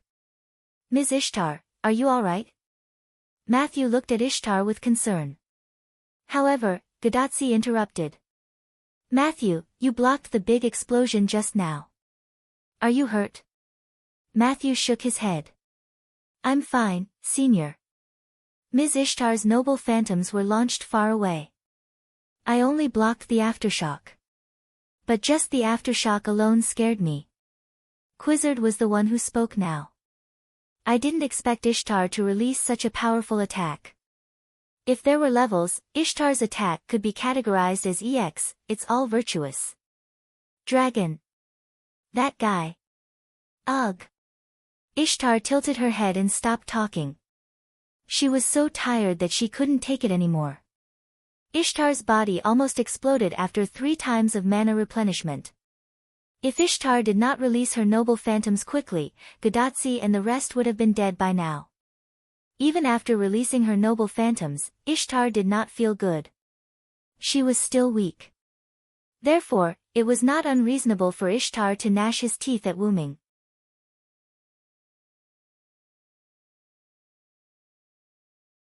Chapter 1024. His Excellency Hyunryong must be looking for us, Musasobo Benkei said. It could only be said that Wuming was worthy of the existence of the new army. Not only did Wu Ming understand, but Niu Ruowan also understood Wu Ming's intention early on. His Excellency Hyunryong is right. If not, we wouldn't have found the exit. Following Nawakamaru's gaze, a gap appeared in front of them. Unlike the other places, light shone through the gap. They were indeed trapped, but Ishtar's noble phantasm forcefully blasted a hole in the black mud. Not only did Wu Ming get them out of danger, but he could also tell Wu Ming where they were. It was killing two birds with one stone. Even Ishtar could only keep her dissatisfaction to herself. It was precisely because Wu Ming's action was correct that Ishtar, who did not have the moral high ground, could not find trouble with Wu Ming afterwards. Although she was the mistress of the sky, Ishtar, who had suffered a lot in the hands of Wu Ming, understood one thing. If she were to find trouble with Wu Ming, she could still save some face. However, if she were to find trouble with Wu Ming, she would definitely be tricked by Wu Ming, just like when she was in the underworld. Let's hurry up and leave, Gadatsi suggested. If there were any accidents later, they would be in trouble. However, that was how trouble would come about. Suddenly, the entire space began to shake. Whether it was the sky, the sea, or even the walls that connected the sky and the sea, everything shook and a black substance began to fall. The sharp-eyed Quizzer was able to immediately tell that the black substance was black mud. Quizzard immediately ordered the pterosaurs. Quick! Pterosaurs, head there at full speed. A few pterosaurs flew in the direction of the gap. They were so fast that Gadatsi had to hold on tightly to their backs. However, the black mud was falling faster and faster. Gradually, the entire space looked like it was raining black mud. The raindrops were the size of a fist. Fortunately, the gap between the raindrops was large and it was not a rainstorm yet. Therefore, they could continue to fly over on the pterosaurs. However, because the pterosaur was jumping up and down and swaying left and right to avoid the rain of black mud, Gadatsi almost couldn't catch it. Fortunately, Mashu was there to help Gadatsi. She didn't let Gadatsi fall down, nor did she let Gadatsi touch the black mud. However, everyone could see that the raindrops were getting bigger and denser. At this moment, the pterosaurs were still halfway to the exit. Although everyone knew that they could not touch the black mud, Quizzard could not help but say, "Everyone, don't get touched by the black mud." However, now that the volume and frequency of the raindrops had increased, it was too difficult to not get stained by the black mud. The first accident happened. Gah! The pterosaur that Nuwakamaru and Musasobo Benkei were riding on was dripped by a drop of the black mud and let out a scream. Then, the entire pterosaur flew around uncontrollably and even collided with several drops of rain. Lady Nuwakamaru. Don't worry about me, Mi-ching. Nuwakamaru and Musasobo Benkei's panicked voices came from the pterosaur. Lady Nuwakamaru. Mr. Mi-ching. Matthew shouted nervously. Whoosh! Suddenly, countless petals flew to Nuwakamaru and Musasobo Benkei's pterosaur. It was as if the pterosaur was frozen in place and became quiet. The rain that fell from the sky seemed to have encountered some resistance and was blocked by the petals. In the next second, Merlin flew over on the pterosaur while Musasobo Benkei and Nuwakamaru took the opportunity to jump onto Merlin's pterosaur. Piedra del Sol. The Quetzalcoatl god had released the real phantasm of the Piedra Almanac that was originally in the Temple of Eridu. Although Eric Metropolis was drowned by the sea of black mud, the Piedra god had summoned the Piedra Almanac to her side before Eric Metropolis was drowned. As for the size, it was Quizzard's phantasm and could be changed at will. Flames and lava emerged from a fiery red stone in Quizzard's hand and formed a semicircular protective shield. Quizzard raised it above her head. Everyone, come to my side. The protective shield of flames and lava blocked the rain above Quizzard's head and was wide enough to protect the others. The pterosaur that Gadatsi and the others were riding on immediately flew over. Everyone immediately flew toward the gap without stopping. After all, it was better to leave as soon as possible. The pterosaur that was stained by the rain fell into the darkness below as if it had died. After they were safe, Musasobo Benkei took the lead to ask about Nuwakamaru's safety. Lady Nuwakamaru, are you okay? Nuwakamaru half knelt on the pterosaur's back and shook his head to show that he was fine. Di-Ching, no, Ocean Lord, it's all thanks to you this time. Nuwakamaru knew that she was almost stained by the black mud. Although it was just a little bit of black mud, who knew how the black mud eroded? Was it instant assimilation? Or did it need time? No one knew, and no one would try. What are you talking about, Nuwakamaru? As long as you're okay. Musasobo Benkei, who was half kneeling on the pterosaur's back, lowered his head silently as if he was dead. This gave Nuwakamaru a shock. Similarly, Gadatsi and Matthew, who were on the pterosaur's back, were also shocked. Mr. Di-Ching. Di-Ching. Quizzard, who was using her noble artifact, and Ishtar, who was exhausted, did not have time to care. However, Merlin, who was riding on the same pterosaur as Musasobo Benkei and Nuwakamaru, seemed to have noticed something and squinted his eyes. However, Musasobo Benkei lowered his head and spoke. Lady Nuwakamaru, I have something to ask of you. Hearing Musasobo Benkei's voice, Nuwakamaru was relieved. What's the matter? As long as he was not dead, everything was fine. Can I ask you to die? After Musasobo Benkei finished speaking, he instantly got up and slashed at Nuwakamaru with his Bicento. What? Gadatsi and Matthew widened their eyes when they saw this scene. They could not react at all. Not only them, but even Nuwakamaru could not react. After all, Nuwakamaru did not expect Musasobo Benkei to assassinate him. This was not a dereliction of duty as a general on the battlefield. Instead, it was natural for him to lower his guard around someone close to him. However, the attack was still blocked. Clank. The holy sword that looked like an authentic item blocked the sharp she blade, making a piercing sound. The one who blocked the attack was naturally Merlin, who was next to Nuwakamaru. He had just noticed that something was wrong with Musasobo Benkei. Sure enough, you have been assimilated by the black mud.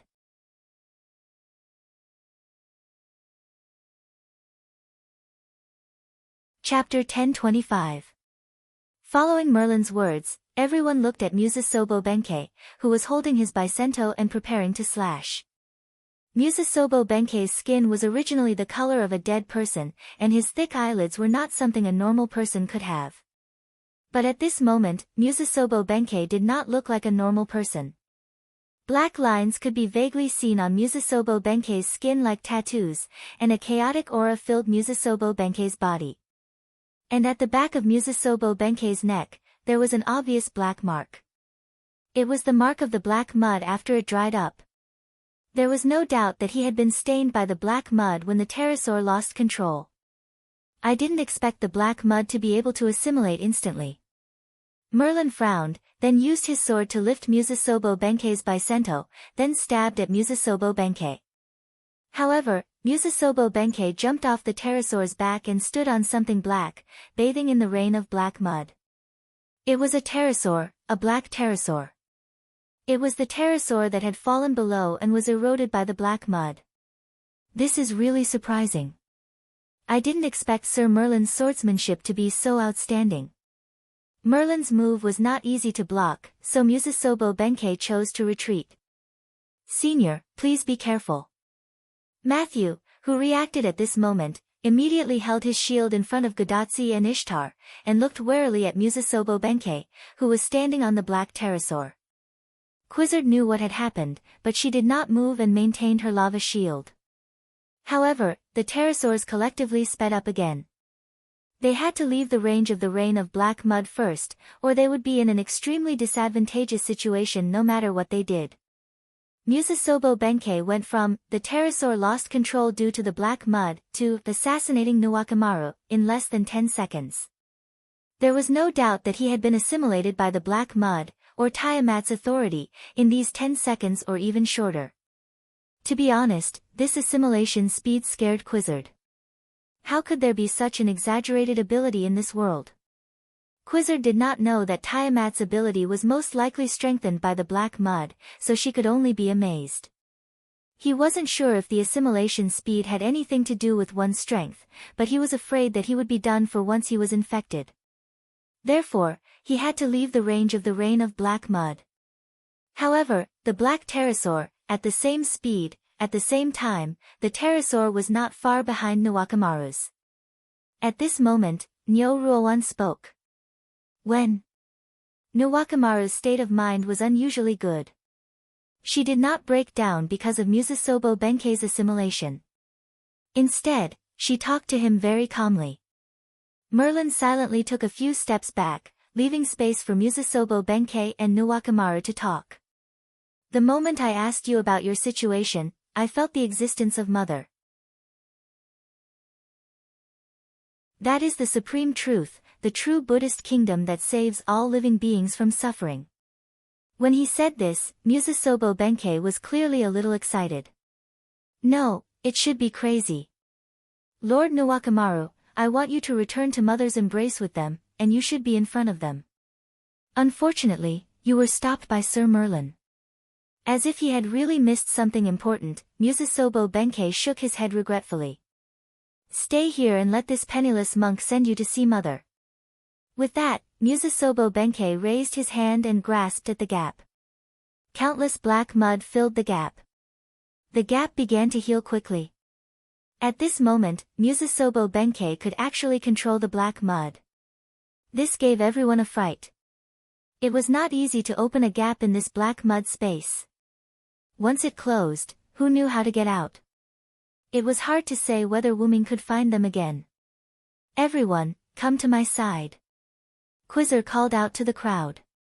Merlin was the first to jump onto Quizzard's pterosaur. Then, Nuwakamaru jumped onto Gadatsi and came to Quizzard's side with Matthew, who was carrying Ishtar. Feathered serpent god pterosaur, full speed ahead. Quizzard's pterosaur that everyone was riding suddenly accelerated and tried to speed out with the other pterosaurs that were following closely behind. However, Musasobo Benkei smiled slightly. You can't get out. I'll wait for you here.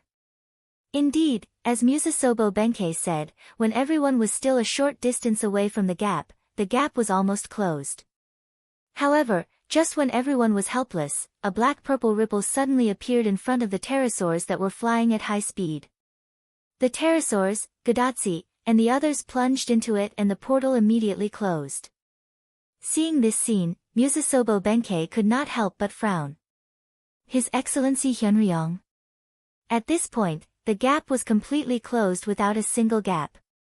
A second ago, in the world outside the gap, Wuming floated in the air and opened the portal.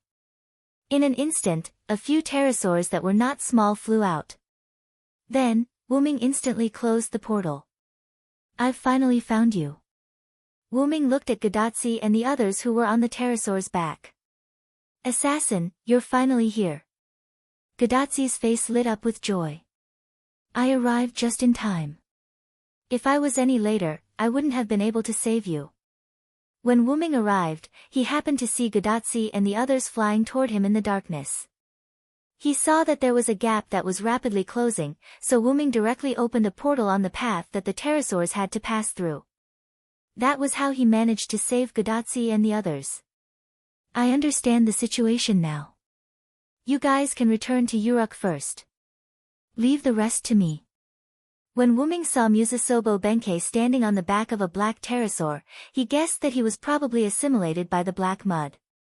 However, just when Gadatsi and Matthew wanted to say something, Merlin suddenly became serious. Are you ready? I'm ready. This was Wuming's answer, and he was quite certain. Then I'll leave it to you. In this regard, Wuming did not say anything and only nodded. Gadatsi and Matthew also shut their mouths and did not speak again. I won't leave. I want to stay. Nuwakamaru suddenly interrupted rather calmly. Without a doubt, she chose to stay because of Musasobo Benkei. You might die. Wuming answered her simply. I'm sorry, Your Excellency Hyunryong. I've made up my mind. Wuming nodded. Since her attitude had already reached this point, he did not need to persuade her anymore. Ms. Nuwakamaru, Nyo-Roa, Gadatsi and Matthew did not know what to say and looked worried. On the contrary, Nuwakamaru was quite optimistic. Your Excellency Fujimaru, Your Excellency Matthew, take care. The three of them looked at each other and nodded. After that, Quizzard spoke again. This is for you. She stretched out her hand and there was a fiery red stone in her hand that seemed to be burning. This was the noble phantasm that Quizzard had just cast, the solar ephemeris, Piedra del Sol. This noble phantasm is activated by the solar ephemeris. It can be said that it's a one-time use noble phantasm. After it's activated, it won't be deactivated, so I want to give it to you to use up. I should have used this trick earlier. Then, your subordinates wouldn't have been in trouble. Quizzard said as if she was blaming herself. In this regard, Nuwakamaru shook his head. It's not your fault, Your Excellency Quizzard. The rain of black mud was getting more and more difficult to dodge, so it was not an accident that it was hit. Moreover, this was a one-time use noble phantasm, so it must be kept for critical occasions. What's more, Quizzard immediately used this noble phantasm when there was an accident just now. It was obvious that she was not someone who did not know the severity of the situation. At this moment, Quizzard wanted to give this activated noble phantasm to Nuwakamaru and let Nuwakamaru use it up. I'll take it. After that, Nuwakamaru's hand held the solar ephemeris.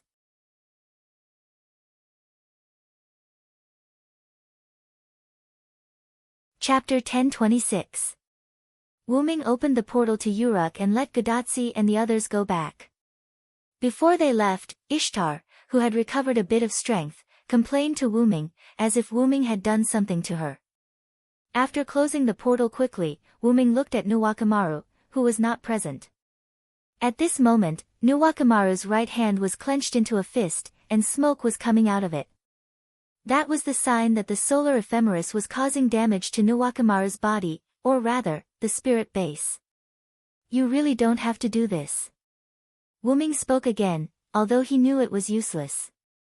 The Ocean Venerable followed me to the end this time, so I can't leave him behind. Then, Nuwakamaru changed the topic. By the way, Sir Hyunryong, have you prepared your trump card? Wuming nodded and looked in the direction he came from. Almost, but I still have something to do, and you're here. What Wuming meant was that Nuwakamaru could help Wuming complete this matter. Please tell me, sir. I will not hesitate to go through water and tread on fire. At this moment, Nuwakamaru was like a loyal warrior, waiting for the king's order. Wuming smiled at this. It's not that serious. I just need you to force Tiamat out. Force her out? Nuwakamaru was stunned. What should she do? And Wuming looked at her hand, or rather, the solar ephemeris in her hand. I need you to burn the black mud. On the other side, on the sea of black mud, Wuming sat cross-legged on the sea with his eyes closed, as if waiting for something. However, Wuming's shaking fingers showed that Wuming was not just waiting. He was constructing a tactic to summon his trump card. That trump card was not his noble phantasm. He needed the help of Kalis, who was in the route, to complete the summoning of this trump card. The reason why Kalis did not say much was that she was focusing on perfecting this trump card. The one who went to rescue Gadatsi and the others was Wuming's doppelganger, which was transformed from a dependent. Except for the only weapon that could not be replicated, Wuming's doppelganger had 100% of Wuming's strength. Other than saving Gadatsi and the others, Wuming's clone had another mission. Wuming's trump card still needed a primer before it could be used. Only when Tiamat truly appeared would he be able to use it. Thus, luring out Tiamat was another mission of the doppelganger. Coincidentally, Quizzard had given the solar almanac to Nuwakamaru, so Wuming's doppelganger did not need to do anything else other than use the solar almanac to burn the black mud. Although there was no way to completely burn the black mud, Wuming speculated that as long as a part of it was burned, Tiamat would definitely appear. Wuming guessed that this black mud was most likely something that belonged to Tiamat's body. Thus, as long as a part of it was burned, Tiamat would definitely appear. Wu Ming, on the other hand, only needed to wait quietly and design a supportive tactic. Suddenly, the eastern side of the sky turned red, and the light of the fire soared. It was obvious that Nuwakamaru had begun to use the solar almanac to burn the sea of black mud. And it was also at this moment that the entire sea of black mud, as well as the space of black mud in the southeast where Godatsi and the others had been trapped, began to produce powerful magical fluctuations. And along with this powerful magical fluctuation, Wu Ming's trump card, which he had prepared long ago, also began to form a connection with this world. Is Tiamat about to come out? Wu Ming opened his eyes and looked in the southwest direction, then looked at the sea of black mud beneath him and took a deep breath. The moment had finally arrived. Wu Ming was about to activate this trump card that had been born out of a sudden whim. Let's begin, Kalas. Yes, Master. After the conversation, Wu Ming's body seemed to have given up all resistance and accepted the gravitational force, sinking directly into the sea of black mud. On the other side of Wu Ming's clone, Nuwakamaru fell into the sea of black mud, and the solar almanac in her hand burned the black mud around her. The black mud dissipated at a speed visible to the naked eye, but this could be said to be harmless to the sea of black mud. However, calling out Tiamat only required a little stimulation. Whether or not the black mud could evaporate was not within Wu Ming's consideration. It was just like how mosquitoes sucking blood would not cause much harm to humans, but humans would always react when they realized that their blood was being sucked. Feeling the increasingly turbulent magical power around him, Wu Ming's clone nodded silently, then waved his hand and opened a teleportation portal beside Nuwakamaru. That's enough, Nuwakamaru. Return to Uruk. What's next is not something you can handle. Wu Ming shouted at Nuwakamaru. Nuwakamaru's spiritual base was gradually collapsing as she released a relic that did not belong to her. If this were to continue, there was no doubt that she would leave. Wu Ming did not want to kill Nuwakamaru. However, Nuwakamaru did not seem to hear what Wu Ming said as she continued to release the flames and lava from the solar almanac. Nuwakamaru's face was a little twisted. It seemed like Nuwakamaru's mental state was not very good, and she was probably on the verge of turning evil. Wu Ming controlled the teleportation portal to swallow Nuwakamaru, leaving the solar almanac alone. Wu Ming's clone went to the solar almanac and held it with one hand, injecting a large amount of magical power into it. Since it was a one-time relic, Wu Ming's clone decided to inject magical power into it before the relic lost its function completely until the solar almanac could no longer take it or dissipate it. The solar almanac was getting more and more ferocious as it received an endless supply of magical power. Countless flames and lava were surging as if they were going to destroy the world, constantly devouring the sea of black mud. This time, it was no longer a mosquito bite, but a venomous worm bite. Then, before the solar almanac could self-destruct, the entire sea of black mud went berserk. Like a deep-sea monster that appeared from the ocean, the sea of black mud soared into the sky like a dragon sucking in water. It was so fast and its range was so wide that it was shocking. Wu Ming's clone, who was in the range, escaped through the teleportation portal at the last moment with the solar almanac and arrived at where Wu Ming was previously. The two places were quite far apart, and the sea there was only shaking. Wu Ming's clone exclaimed as he watched the sky and water turn dark. It's a little sudden, but this proves that Tiamat is panicking. The solar almanac's movement earlier was considered to have hurt Tiamat. Otherwise, the sea of black mud would not have such a huge movement. After all, it was a one-time relic of the South American Master God. After receiving Wu Ming's massive magical power, even Tiamat could not be unaffected. Wu Ming raised his hand and looked at the solar almanac that was about to burn out. He made a decision. It's time for you to fulfill your final mission. Wu Ming weighed it and then threw it to the place where the sky and water were so dark that he could not see the situation clearly. In the next second, the solar almanac was like the sun that shone on everything, releasing its last ray of light in the sky. A gigantic dragon beast that was many times bigger than the 11 demonic beasts earlier was standing there with its eyes closed. That was Tiamat.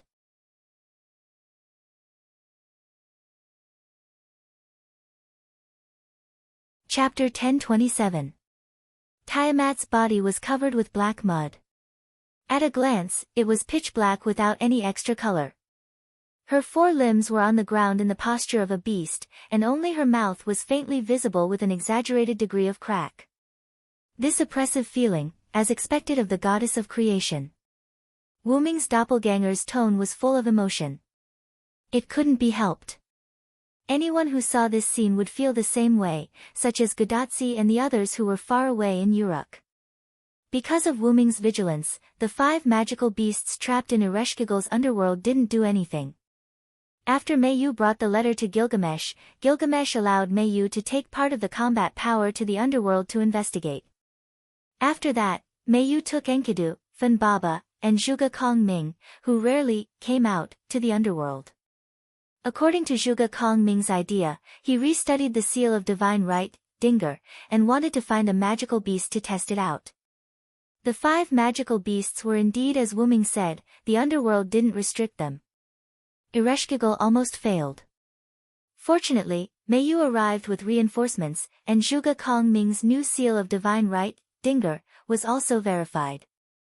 The price was that the 5 magical beasts died. After that, Ereshkigal didn't continue to stay in the underworld, and Zhuge Kong Ming also didn't stay in the house.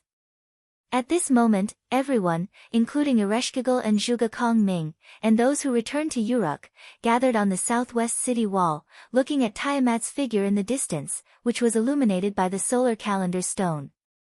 Although a large sea of black mud formed Tiamat's body, there was still a large sea of black mud spreading on the ground, and it didn't seem to decrease at all. That's Tiamat. Gudatsi's throat moved. Obviously, she was surprised and afraid of Tiamat.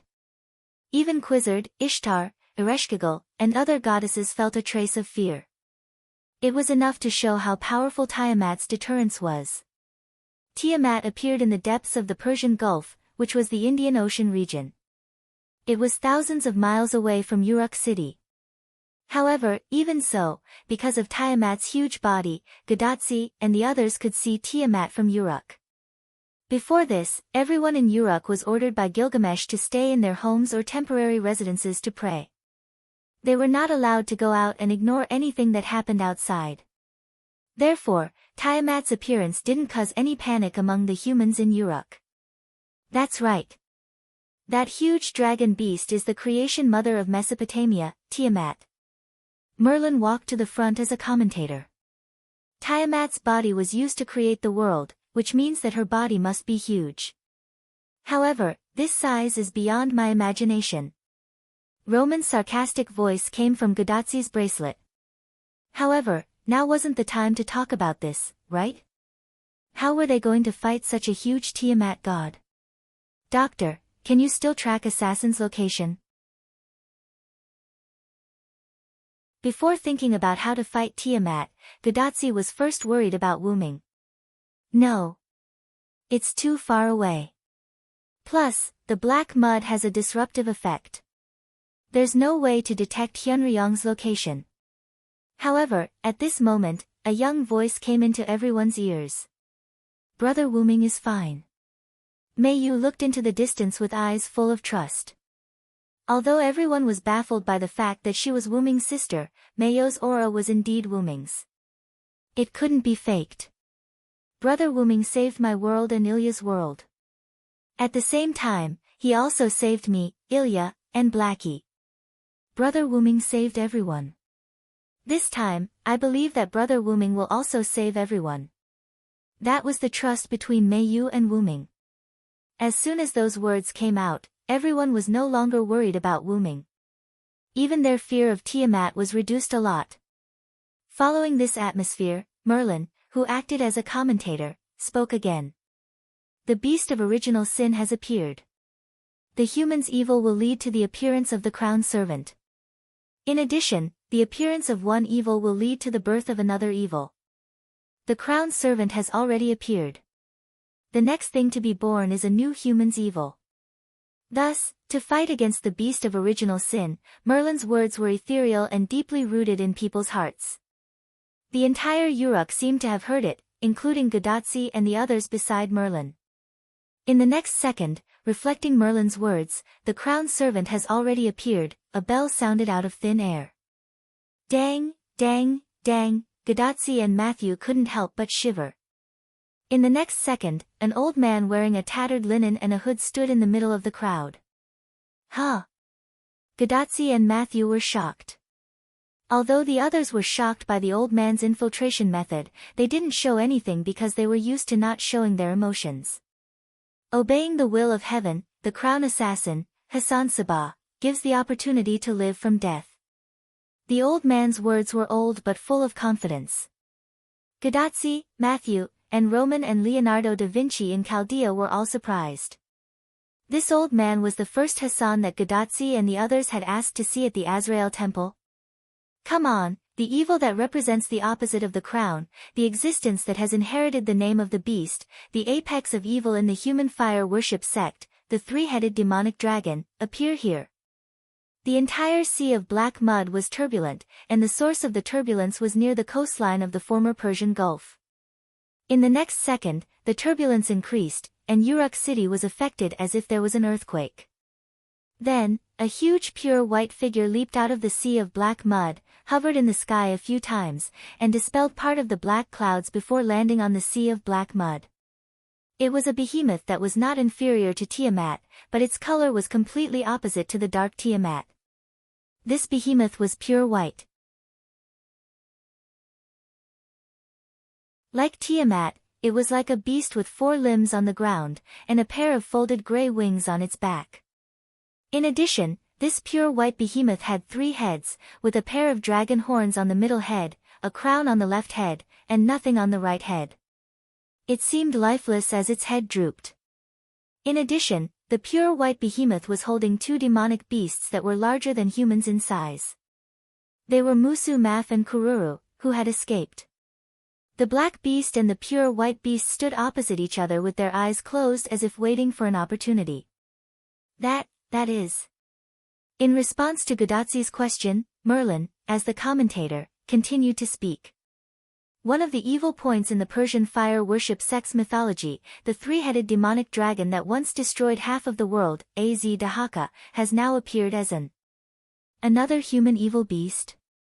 Gadotsi and Matthew were shocked. However, Ishtar, who had almost recovered, noticed a clue.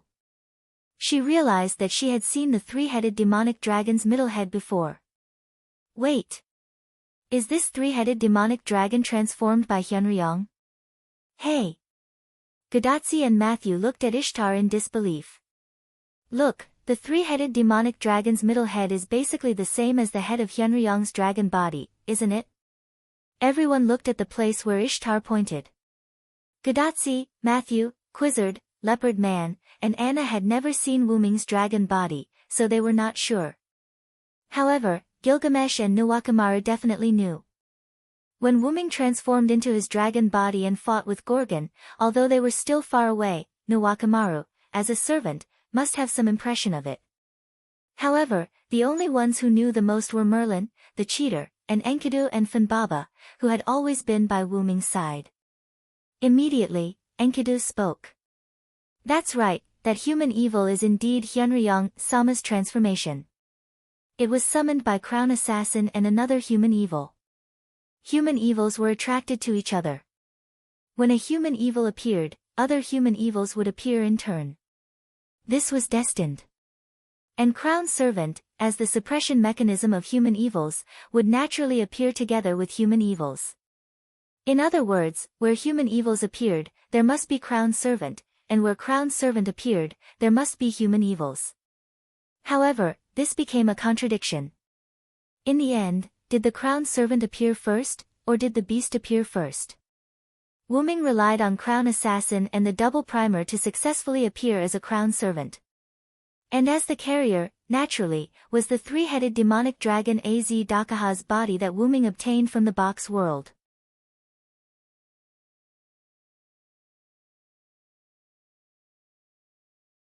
Chapter 1028.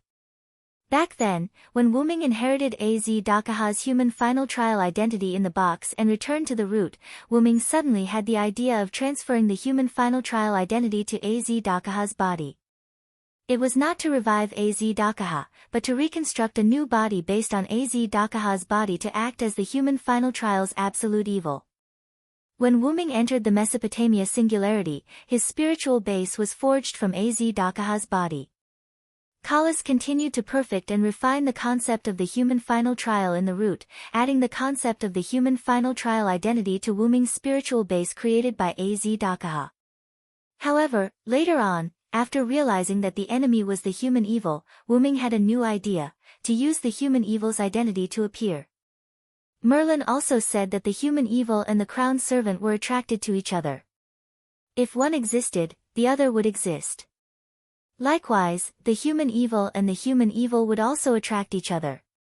If one existed, the other would also appear. This was an unbreakable rule. The human final trial identity was similar to the human evil identity itself. Furthermore, Azdakaha belonged to Persian mythology, and Persia was a part of Mesopotamia. Therefore, with the crown servant assassin and the other human evil as the primer, and with the suppression force behind Wuming giving him some face, the new human evil, Beast 7 Azdakaha was naturally born. The human evil's seventh beast is Lord Hyunryong's trump card. Because this human evil was controlled by Wuming, although it was harmful to humans, Wuming would not actively harm humans. He would leave the Type Moon world after eliminating the other human evil, Tiamat, so he would not harm humans. It was even possible that after he left, the human evil would automatically leave him and return to the real Beast 7. That's right, the human evil was transformed from the love of the 7 humans. Wuming was only temporarily using a series of methods to appear as the 7th beast, but he did not truly become the human evil. However, if the human evil that inherited the 7th beast remained in the Type Moon world, it would be qualified to become the new beast and replace the original 7th beast. After all, the scene that Azdakaha who inherited the final trial's absolute evil most wanted to see was the human hero standing on its corpse and advancing towards a better future. In a sense, this was also considered love. After all, the human final trial's absolute evil in the Type Moon world was an evil that humans had to overcome. It was fully qualified to do so. The human evil against the human evil, this is Hyunryong's trump card. Merlin said the final words. Now, the battle of the beasts that only exists in fantasy is about to begin. Following Merlin's words, Enkidu, who was originally carrying Funbaba, put down Funbaba and flew into the sky. It turned into a dazzling silver chain and flew towards the pure white three-headed demonic dragon, wrapping around its drooping head. In the next second, the three-headed demonic dragon's 3 heads opened their eyes at the same time. Red pupils, blue pupils, and blue pupils appeared in the eyes of the 3 heads respectively. Trinity, huh? Gilgamesh saw the 3-headed demonic dragon's current state. The 3 heads were occupied by 3 different spiritual bases. One of them was Wuming's, another was Enkidu's, and the last one seemed to be Wuming's magic attire. It's rare to see a magic attire with a spiritual base alone, Zhuge Kongming commented. Then, as the 3-headed demonic dragon opened its eyes, Tiamat on the opposite side also opened her eyes, revealing a pair of shining starry eyes. Roar! The 3-headed demonic dragon roared like an ordinary beast. Aaa! Tiamat let out a mournful cry that sounded like a song. The 2 giant beasts let out their own roars, and then, the battle began. After the roar ended, the pure white giant beast casually swallowed Musu Mafu and Kururu as if it was demonstrating its power. Aaa! The pitch-black giant beast expressed its anger. Its roar contained a powerful magical power, and the sea of black mud was forcefully split apart by this magical power. However, the pure white giant beast wasn't affected by this roar at all. It spread the curled shadow wings on its back. The shadow wings covered the sky and were so huge that they were bigger than the pure white giant beast's body. With the help of the shadow wings, the pure white giant beast flew into the sky. Its mouth contained a white light that could destroy the world, and it suddenly shot it toward the pitch-black giant beast. Dong! The tyrant's halo hit Tiamat, and the white light covered everything in the surroundings. It even covered the solar almanac that had long disappeared, and it lit up the sky and the earth. In an instant, it was as bright as day. The Uruk city was very far away from the place where the two giant beasts were fighting. Moreover, the Uruk was protected by Wu Ming's relic, so the battle between the two giant beasts wouldn't affect the Uruk at all. Although they didn't know what was going on outside, they still followed Gilgamesh's orders. The humans were still praying in their homes, and they didn't care about what was going on outside. They just prayed that the end of the world would be over as soon as possible. On the city wall in the southwest of Uruk, everyone covered their eyes. There was no other reason as the light was too glaring, and they couldn't see what was going on clearly. However, in the end, everyone walked down the city wall. After all, they couldn't just close their eyes and stare blankly. However, at that moment, everyone understood that the battle between the two giant beasts was not something that they could intervene in. If Quizzard wasn't a servant but a god, she could still intervene. However, no matter if it was a servant or a body, they couldn't intervene, including Ishtar. Damn it! Hyunryong, if you lose, I won't forgive you. Ishtar muttered because she couldn't do anything. God bless, Master Hyunryong, you must win. Ishtar glanced at it, and it turned out that her demigod, Ereshkigal, was praying to the god. Hey, are you a god yourself? Ishtar couldn't help but complain. I'm willing, can't I? Ereshkigal blushed and stared back at Ishtar. Although the two were half-sisters, they didn't get along well. However, to Ereshkigal's surprise, Ishtar didn't refute Ereshkigal. Instead, she comforted her. Don't worry, Hyunryong won't lose. He saved the Uruk. We just need to believe and wait. Although Ishtar's gentleness was somewhat uncomfortable, Ereshkigal felt good. She remembered what Wu Ming said at the beginning. It seemed that Wu Ming didn't lie, Ishtar was actually a good goddess. While Ereshkigal was stunned, Gilgamesh suddenly spoke. Fun Baba, with your strength, you should be able to help. Gilgamesh stood in front of Fun Baba who was rubbing her eyes and said so. Master told me to stay here. Fin Baba said in a childish voice.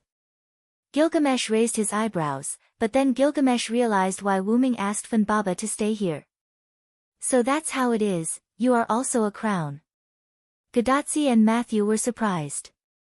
Roman and Leonardo da Vinci of Chaldea were also surprised. Why does it seem like a crown is cheap? Two human evils naturally need two crown servants. Hyunryong just let Fun Baba temporarily accept the identity of the crown rider to maintain the situation of two human evils.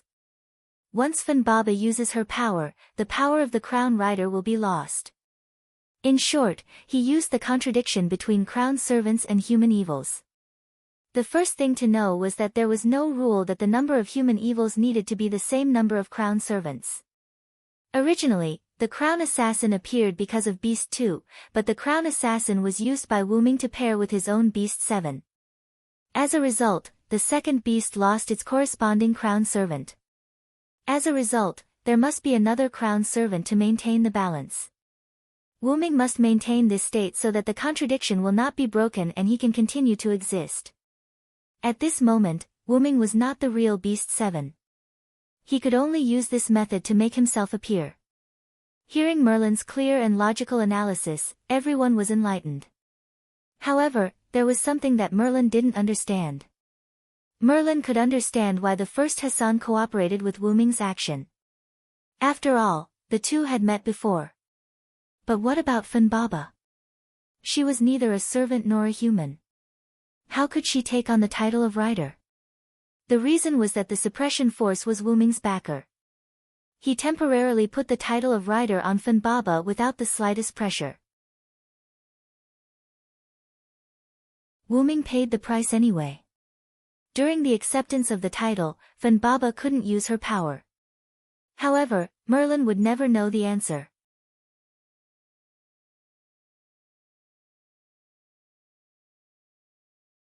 Chapter 1029. Outside Gadotzi and the others, the white light that was capable of destroying the world gradually weakened until it disappeared. If Gadotzi and the others came out to take a look, they would be shocked beyond words.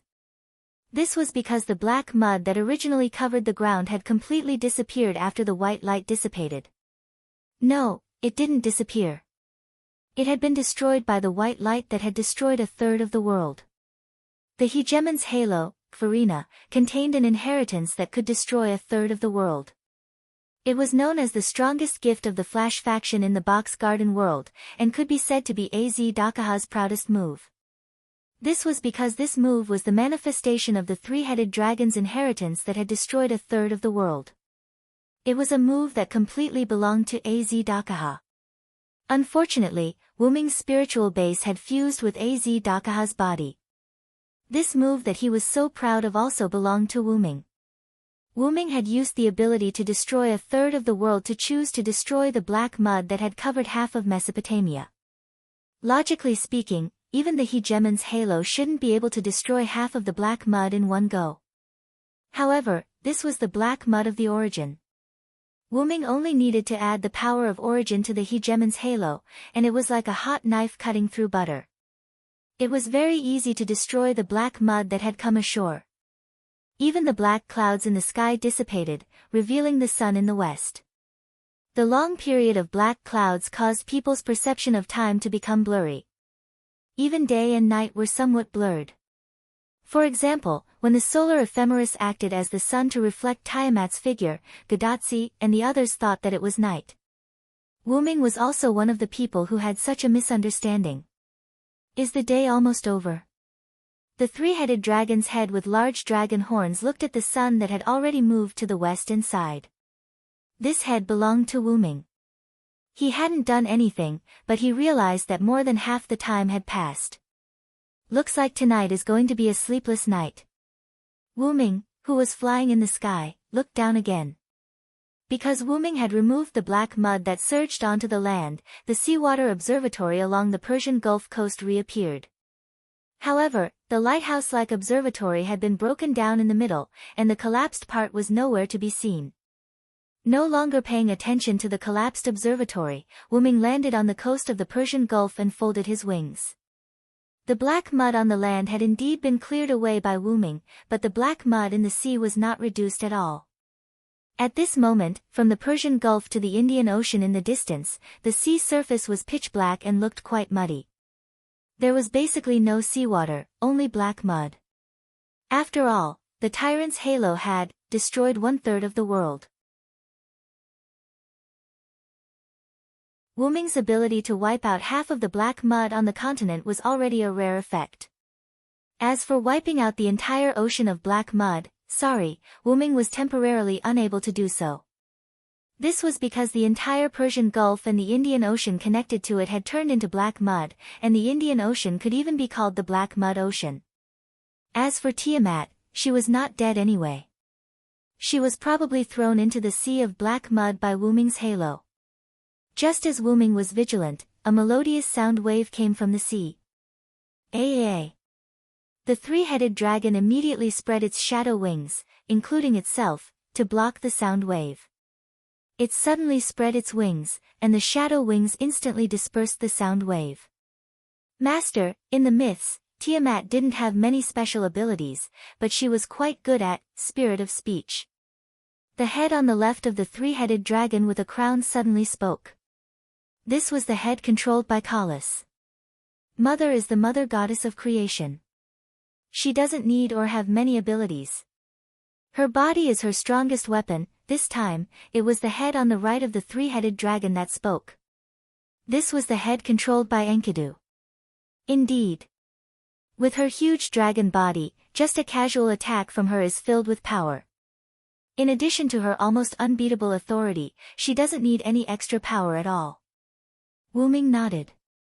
The so-called power didn't refer to having fancy abilities, but to being able to defeat the opponent no matter how many or how strong their abilities were. Wuming was almost the same as Tiamat. Ever since Wuming found out that he was the origin dragon, he didn't put much effort into pursuing power because the key to his power was the power of the origin dragon and the powerful body of the origin dragon. It was apparent that Tiamat was the same. Her body was her best weapon. Not only that, but Tiamat also had some terrifying abilities. For example, her authority, the Sea of Life. The Sea of Life had a cell-level forced conversion effect called aminogeas. It could turn any creature that came into contact with or entered her Sea of Life into one of their own. Musasobo Benkei had fallen for this trick. This ability existed before the Black Origin Mud and Tiamat fused. After fusing with the Black Origin Mud, this ability was only strengthened, although it was a little too much. At this moment, the Persian Gulf and the entire Indian Ocean were Tiamat's Sea of Life. Wuming couldn't kill her in the Sea of Life. To give a less precise example, could you die of a common cold while receiving treatment in a famous provincial hospital? Although it was too absolute to say that it was 100%, it was indeed impossible to die from a cold under such conditions. After the song was broken by Wuming, the Sea of Black Origin Mud began to stir again. Then, masses of Black Origin Mud surged and condensed, forming a huge body. This was exactly the same as Tiamat's dragon body, but the size was completely different. This time, Tiamat's body was obviously bigger than before. This meant that Tiamat's body was bigger than the three-headed demonic dragon at the moment. Is the entire Sea of Life Tiamat's body? If Wuming was still guessing before, his parents were now certain of it. It seemed that the space that Gadatsi and the others brought with them was indeed inside Tiamat's body. However, why didn't Tiamat attack Gadatsi and the others? Instead, Ishtar only began to move after she blasted a hole in the space. Was Tiamat still asleep? Or was there some other reason? This is troublesome. Wuming realized that he couldn't defeat Tiamat. However, Tiamat shouldn't be able to defeat the three-headed demonic dragon either. Tiamat opened her huge mouth. The sound wave that was full of magic struck again, and this time, it was more powerful than the last time. Wuming dared to say that even if Matthew activated his noble phantasm, he might not be able to block this attack. It was enough to show how powerful the sound wave was. However, it was still useless against the three-headed demonic dragon. At this moment, the three-headed demonic dragon was a powerful existence driven by the fusion of Wuming, Kalas, and Enkidu's spiritual base. Kalas aside, Wuming's spiritual base was the best among the servants, and Enkidu's real body was even more powerful. Together with Kalas, the three of them became a trinity. The three-headed demonic dragon that bore the name of fire worship sect's evil dragon, Az Dahaka, was already an existence that no servant could match. No, it should be said that the three-headed demonic dragon at this moment was not an existence that could be defeated simply by having powerful strength. After all, the three-headed demonic dragon's current identity was a human evil, and defeating a human evil often required not only strength, but also wisdom, human wisdom. Both sides were human evil, so neither side could do anything to the other.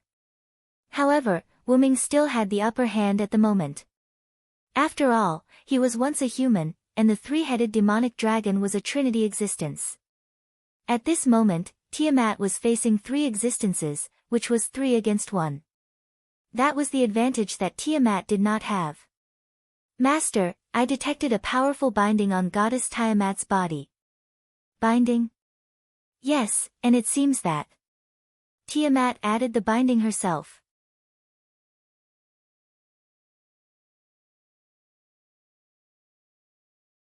Chapter 1030. Even after fusing with the three-headed demon dragon's spiritual base, Kalas was still able to use her own abilities. That crown was the manifestation of Kalas' ability. Kalas had always been cautious and conscientious. She did all sorts of research, probing, and testing on Tiamat in an attempt to find out what weaknesses she had. The heavens rewarded those who worked hard. Kalas actually managed to discover the problem with Tiamat. That was, Tiamat had self-restraints. Tiamat is the creator goddess of Mesopotamia. The dragon body in front of us can be said to be the spiritual base of Tiamat after she fell and became a beast. Even so, Tiamat is still extremely powerful. However, the strange thing is, the Tiamat that we fought against wasn't as powerful as we thought. Wuming voiced out the strange that Kalas mentioned. That's right, Master. When Tiamat fought against us, she didn't display much power. This is the strangest thing. Even without Wuming, the current Tiamat wasn't undefeatable or despairing to Godatsi and the others.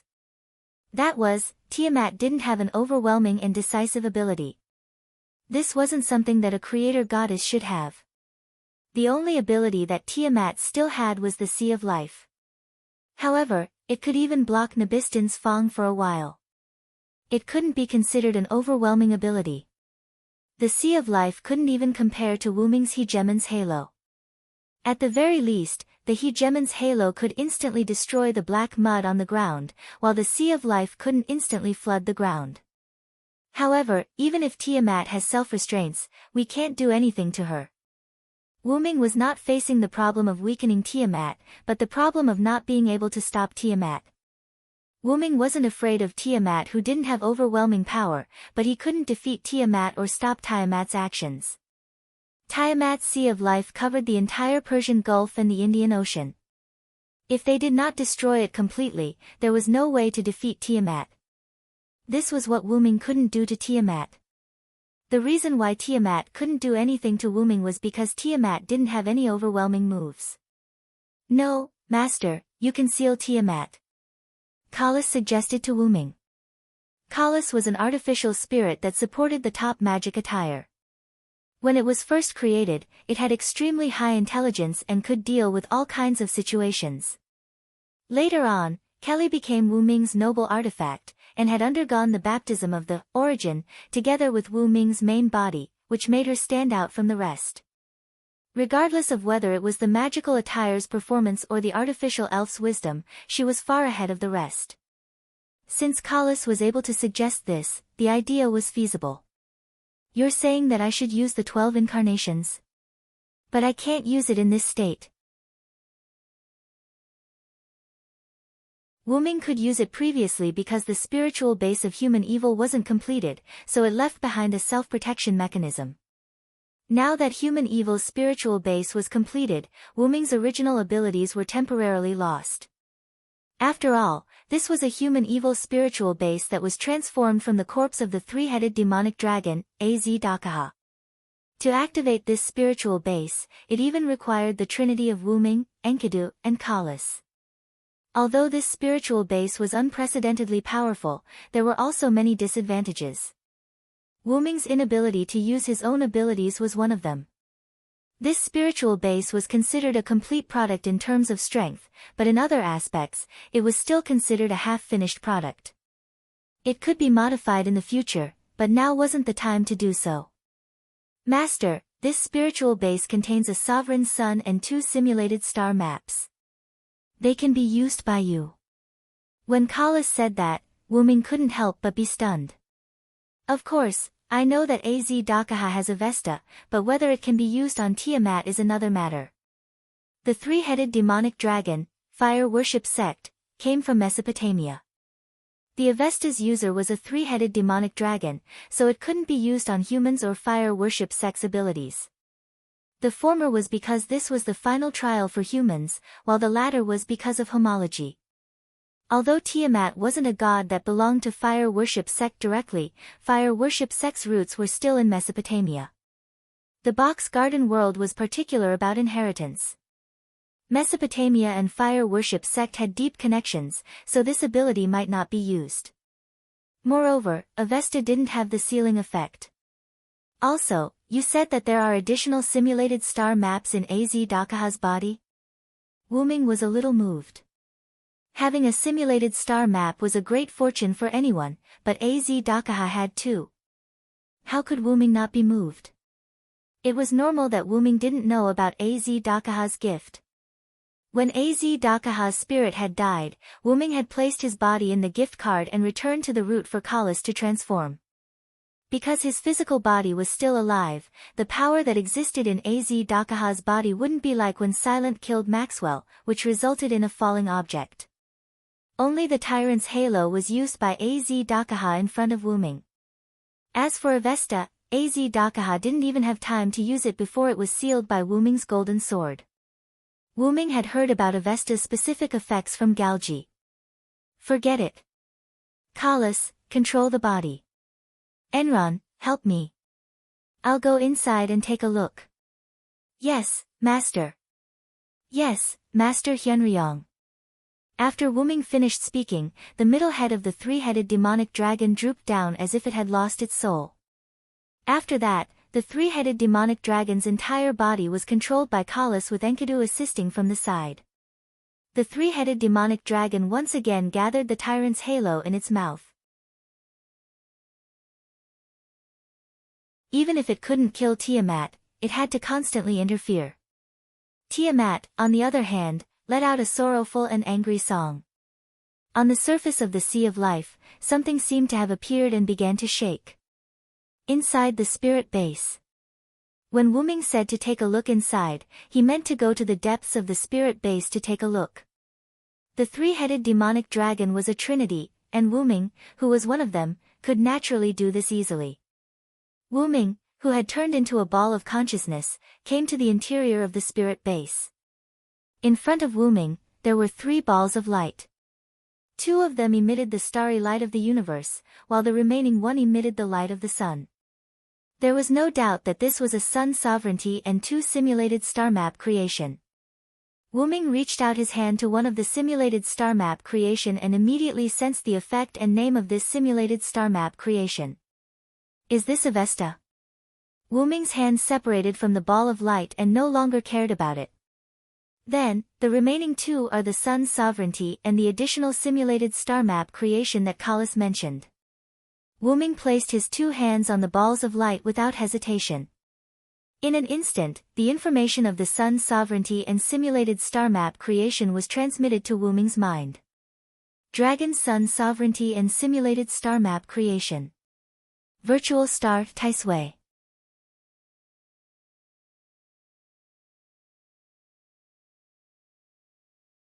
Chapter 1031. This simulated star map is interesting. Wuming showed a thoughtful expression. When Az Dakaha had fought with Wuming, he had only used the new ability that he had obtained after assimilating with the Black Origin Mud. He had not used any of his original abilities. Even if he had used it, he had only used the Hegemon's halo. Wuming had thought that Az Dakaha had underestimated his opponent. However, it seemed that this was not the case at all. The reason why Az Dakaha had not used his own abilities was because those abilities would not have any effect on Wuming. Az Dakaha had 2 powerful gifts. One was the simulated star map, Avesta, and the other was the Hegemon's halo, Farina. The former made Az Dakaha invincible in the box world, while the latter was Az Dakaha's signature.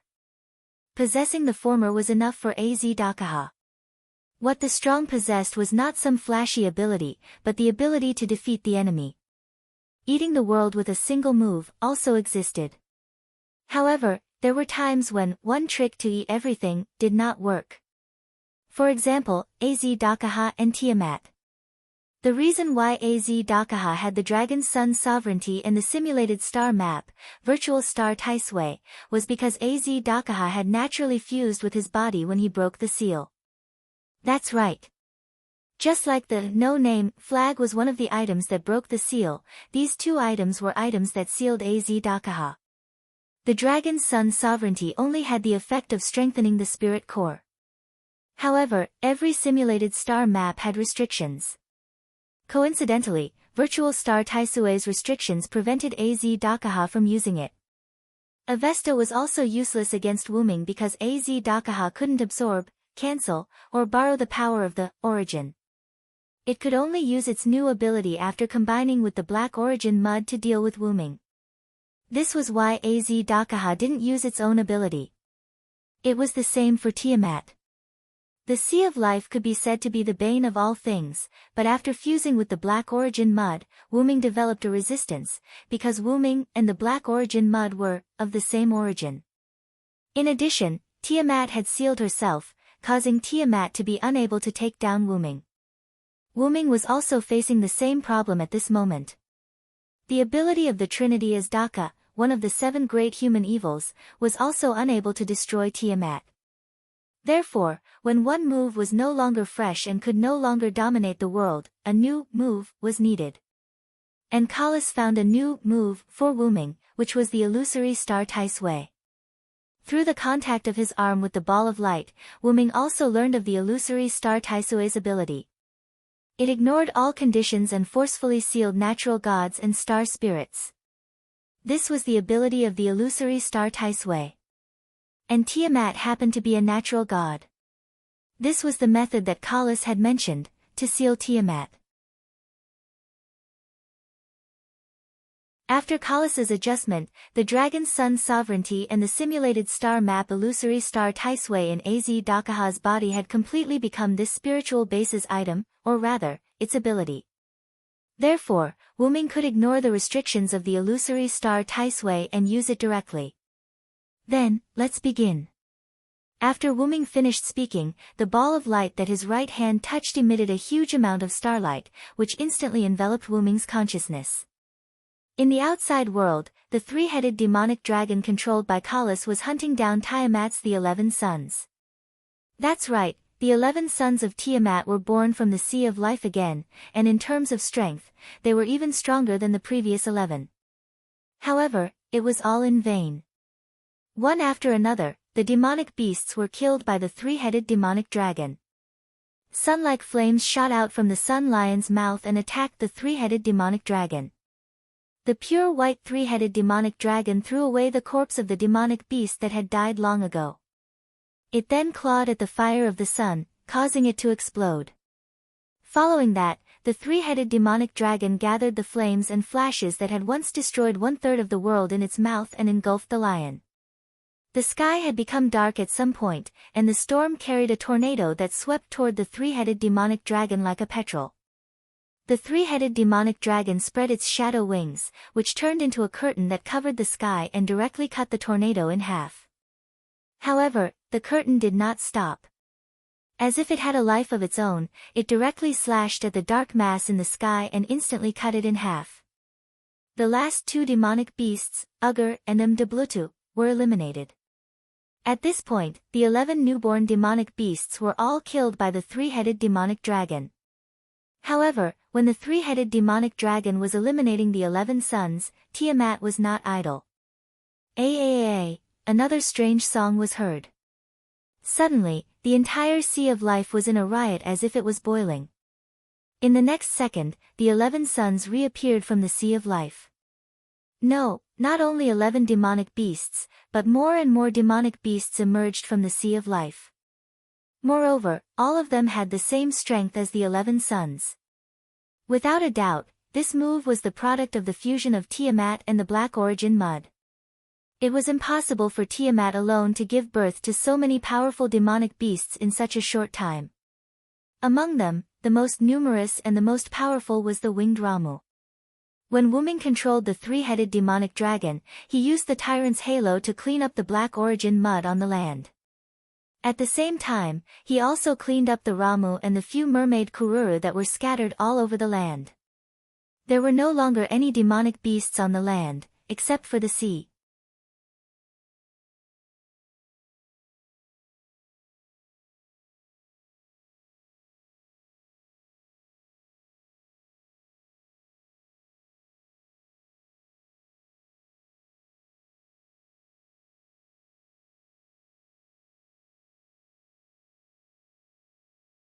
Unfortunately, there was no danger around at this time.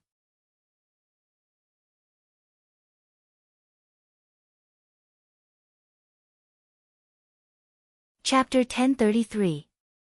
Ever since the void star Tai Sui sealed the entire Sea of Life that represented Tiamat, the Persian Gulf and even the Indian Ocean returned to their original ocean state. Other than the fact that no living creatures could be seen, the ocean at this moment was no different from before. After that, Wuming also removed the three-headed demonic dragon state, but the spiritual base of human evil still existed.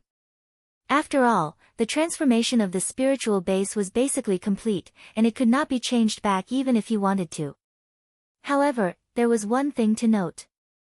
Wuming could not recreate the three-headed demonic dragon's body with Enkidu and Kalas for the time being. After all, The three-headed demonic dragon's human evil spiritual base was only possible because of the blessings of Tiamat, the first Hassan, and Funbaba, who had temporarily obtained the title of Crown Rider. Now that Tiamat was sealed, and the first Hassan had left after the crisis was over, the Crown Rider on Funbaba had also disappeared. Naturally, the three-headed demonic dragon's form could not be maintained. In other words, it was already a miracle that Wuming could still exist with this spiritual base at this moment. Now that the connection had collapsed, it should have been forced to leave this world. It could only be said that it was convenient to have someone at the top. The reason why Wuming was sitting here was because the Void Star Taisui had sealed Tiamat's light ball.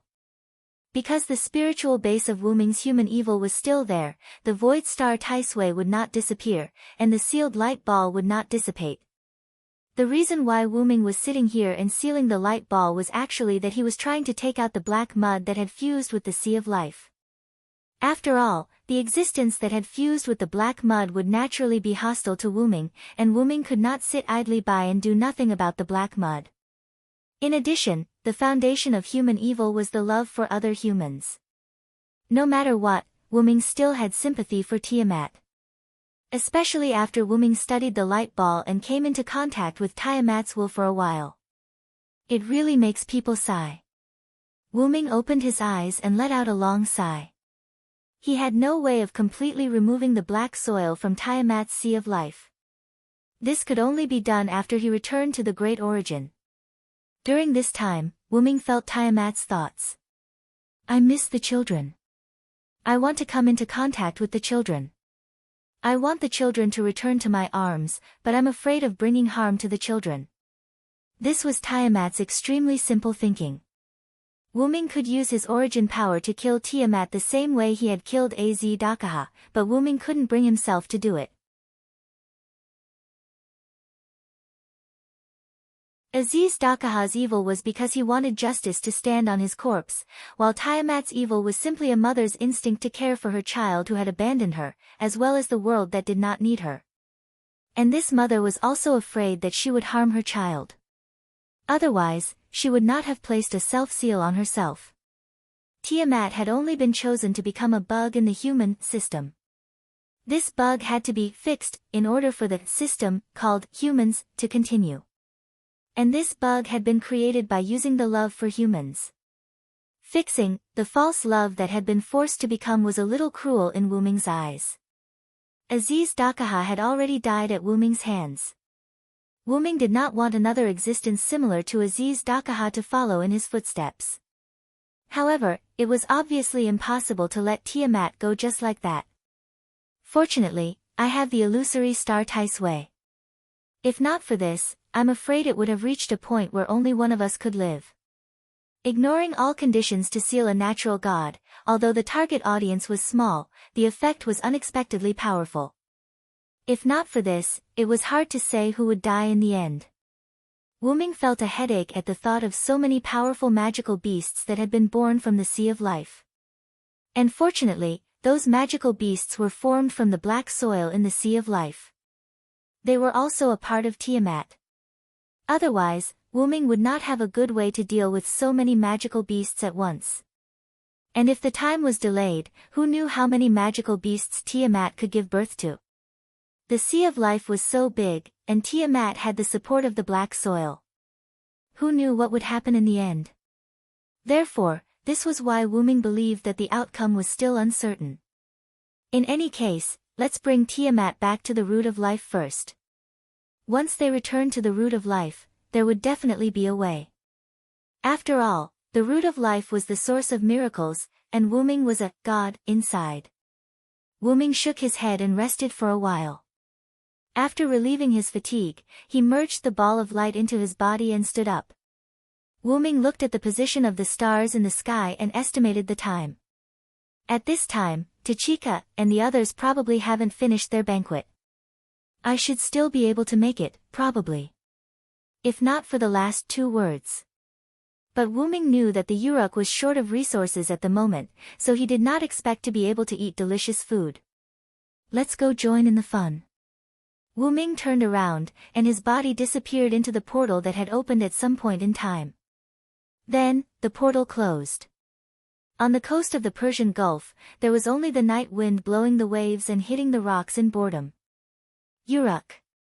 Although the Uruk was still brightly lit, most people had collapsed on the ground. Don't get me wrong, they were asleep. They reeked of alcohol, and even some children were no exception.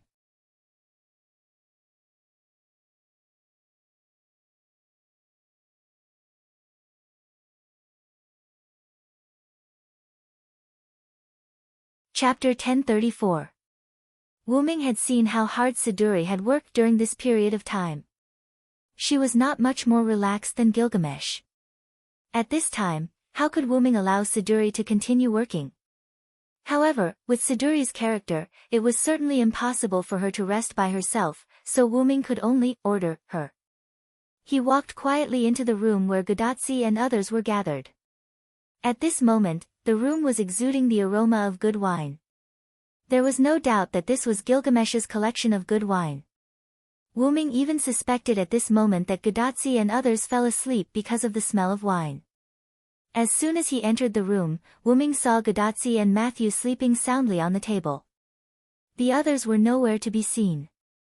Ishtar and the others must have left on their own, and someone like Leonidas I, who got drunk easily, must have been carried away by them. In addition to Gudatsi and Matthew, who were lying on the table, Gilgamesh was looking at the brightly lit Uruk by the window with his hands on his chest. "Oh Hyunryong, you're finally here." Gilgamesh looked back at Wuming. "I thought I could make it in time for the banquet, but it seems that I'm late." He walked quietly to Gudatsi and Matthew, covered them with a thin towel, and then Wuming walked to Gilgamesh. Gilgamesh set up runes around Gudatsi and Matthew, so he didn't have to worry about disturbing Gudatsi and Matthew. "There wasn't much food, but this king left some good wine for you." Gilgamesh showed a king's smile, and then golden ripples appeared from his body. 2 golden wine cups and a golden wine jug emerged from it. Gilgamesh held the golden wine jug, poured it into 2 golden goblets, and then threw one of them to Wuming. The wine cup flew lightly to Wuming as if it had a life of its own. Wuming didn't use much strength and easily caught it, then drank it in one gulp. "Although this wine is delicious, it's not to my taste." Wuming threw the empty wine cup away, and the golden wine cup turned into golden particles and dissipated. "This king is the same." Gilgamesh also drank it without caring about his image, and like Wuming, he threw the golden wine cup and golden wine jug aside, letting them turn into golden particles and return to the king's treasure. No matter how sweet the wine created by the gods is, it is still an existence that this king and humanity must abandon. This was the reason why it was not to his taste. Without responding to Gilgamesh's words, Wuming walked to Gilgamesh's side. With his back facing Gilgamesh, Wuming stood in front of the window and looked at the starry sky. "The Uruk people survived, and you're still alive. The Sumer dynasty can continue, and human civilization can continue." When Wuming took away Tiamat, who was sealed in the illusory star Taisui, this singularity would also be repaired and return to the right track. What Wuming meant was that it was time for him to leave. After all, his purpose was to help Gudatsi and Matthew repair the singularity, and to make up for Wuming's regret of leaving Mesopotamia.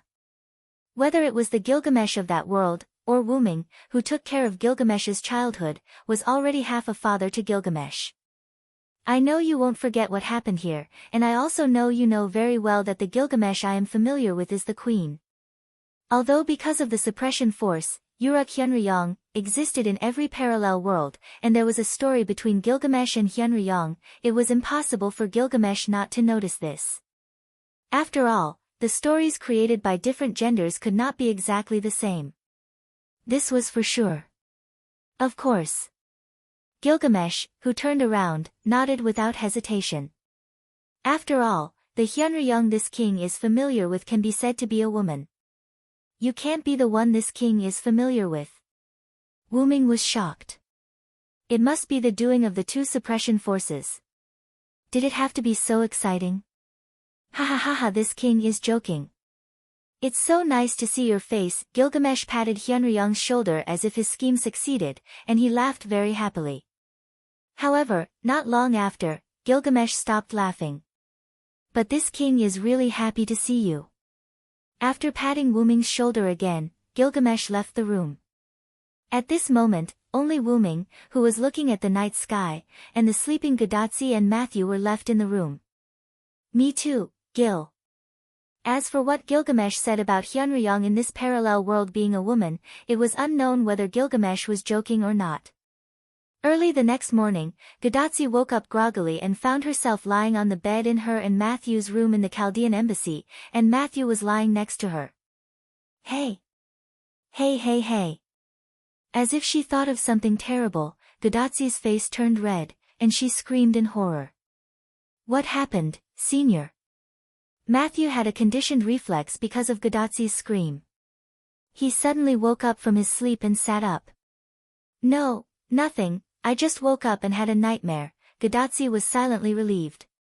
After all, she found that the clothes she was wearing did not change. It seemed that someone sent her and Matthew back here and put them directly on the bed. Suddenly, a voice came from the corner. Are you awake, Tachika, Matthew? Gadotsi and Matthew looked and found that it was Wu Ming. Assassin? Did you send me and Matthew back? Gadotsi guessed. Wu Ming, who was sitting cross-legged in the corner, nodded. Seeing that you were sleeping soundly, I didn't wake you up. Instead, I sent you back here. Wu Ming pointed to the bed where Gadotsi and Matthew were, and then pointed to the corner where he was, and then continued to speak. I didn't know where to go, so I just stayed. But don't worry, I didn't stare at your sleeping faces the whole night. Wu Ming smiled. However, the more Wu Ming said this, the more embarrassed Gadotsi and Matthew felt.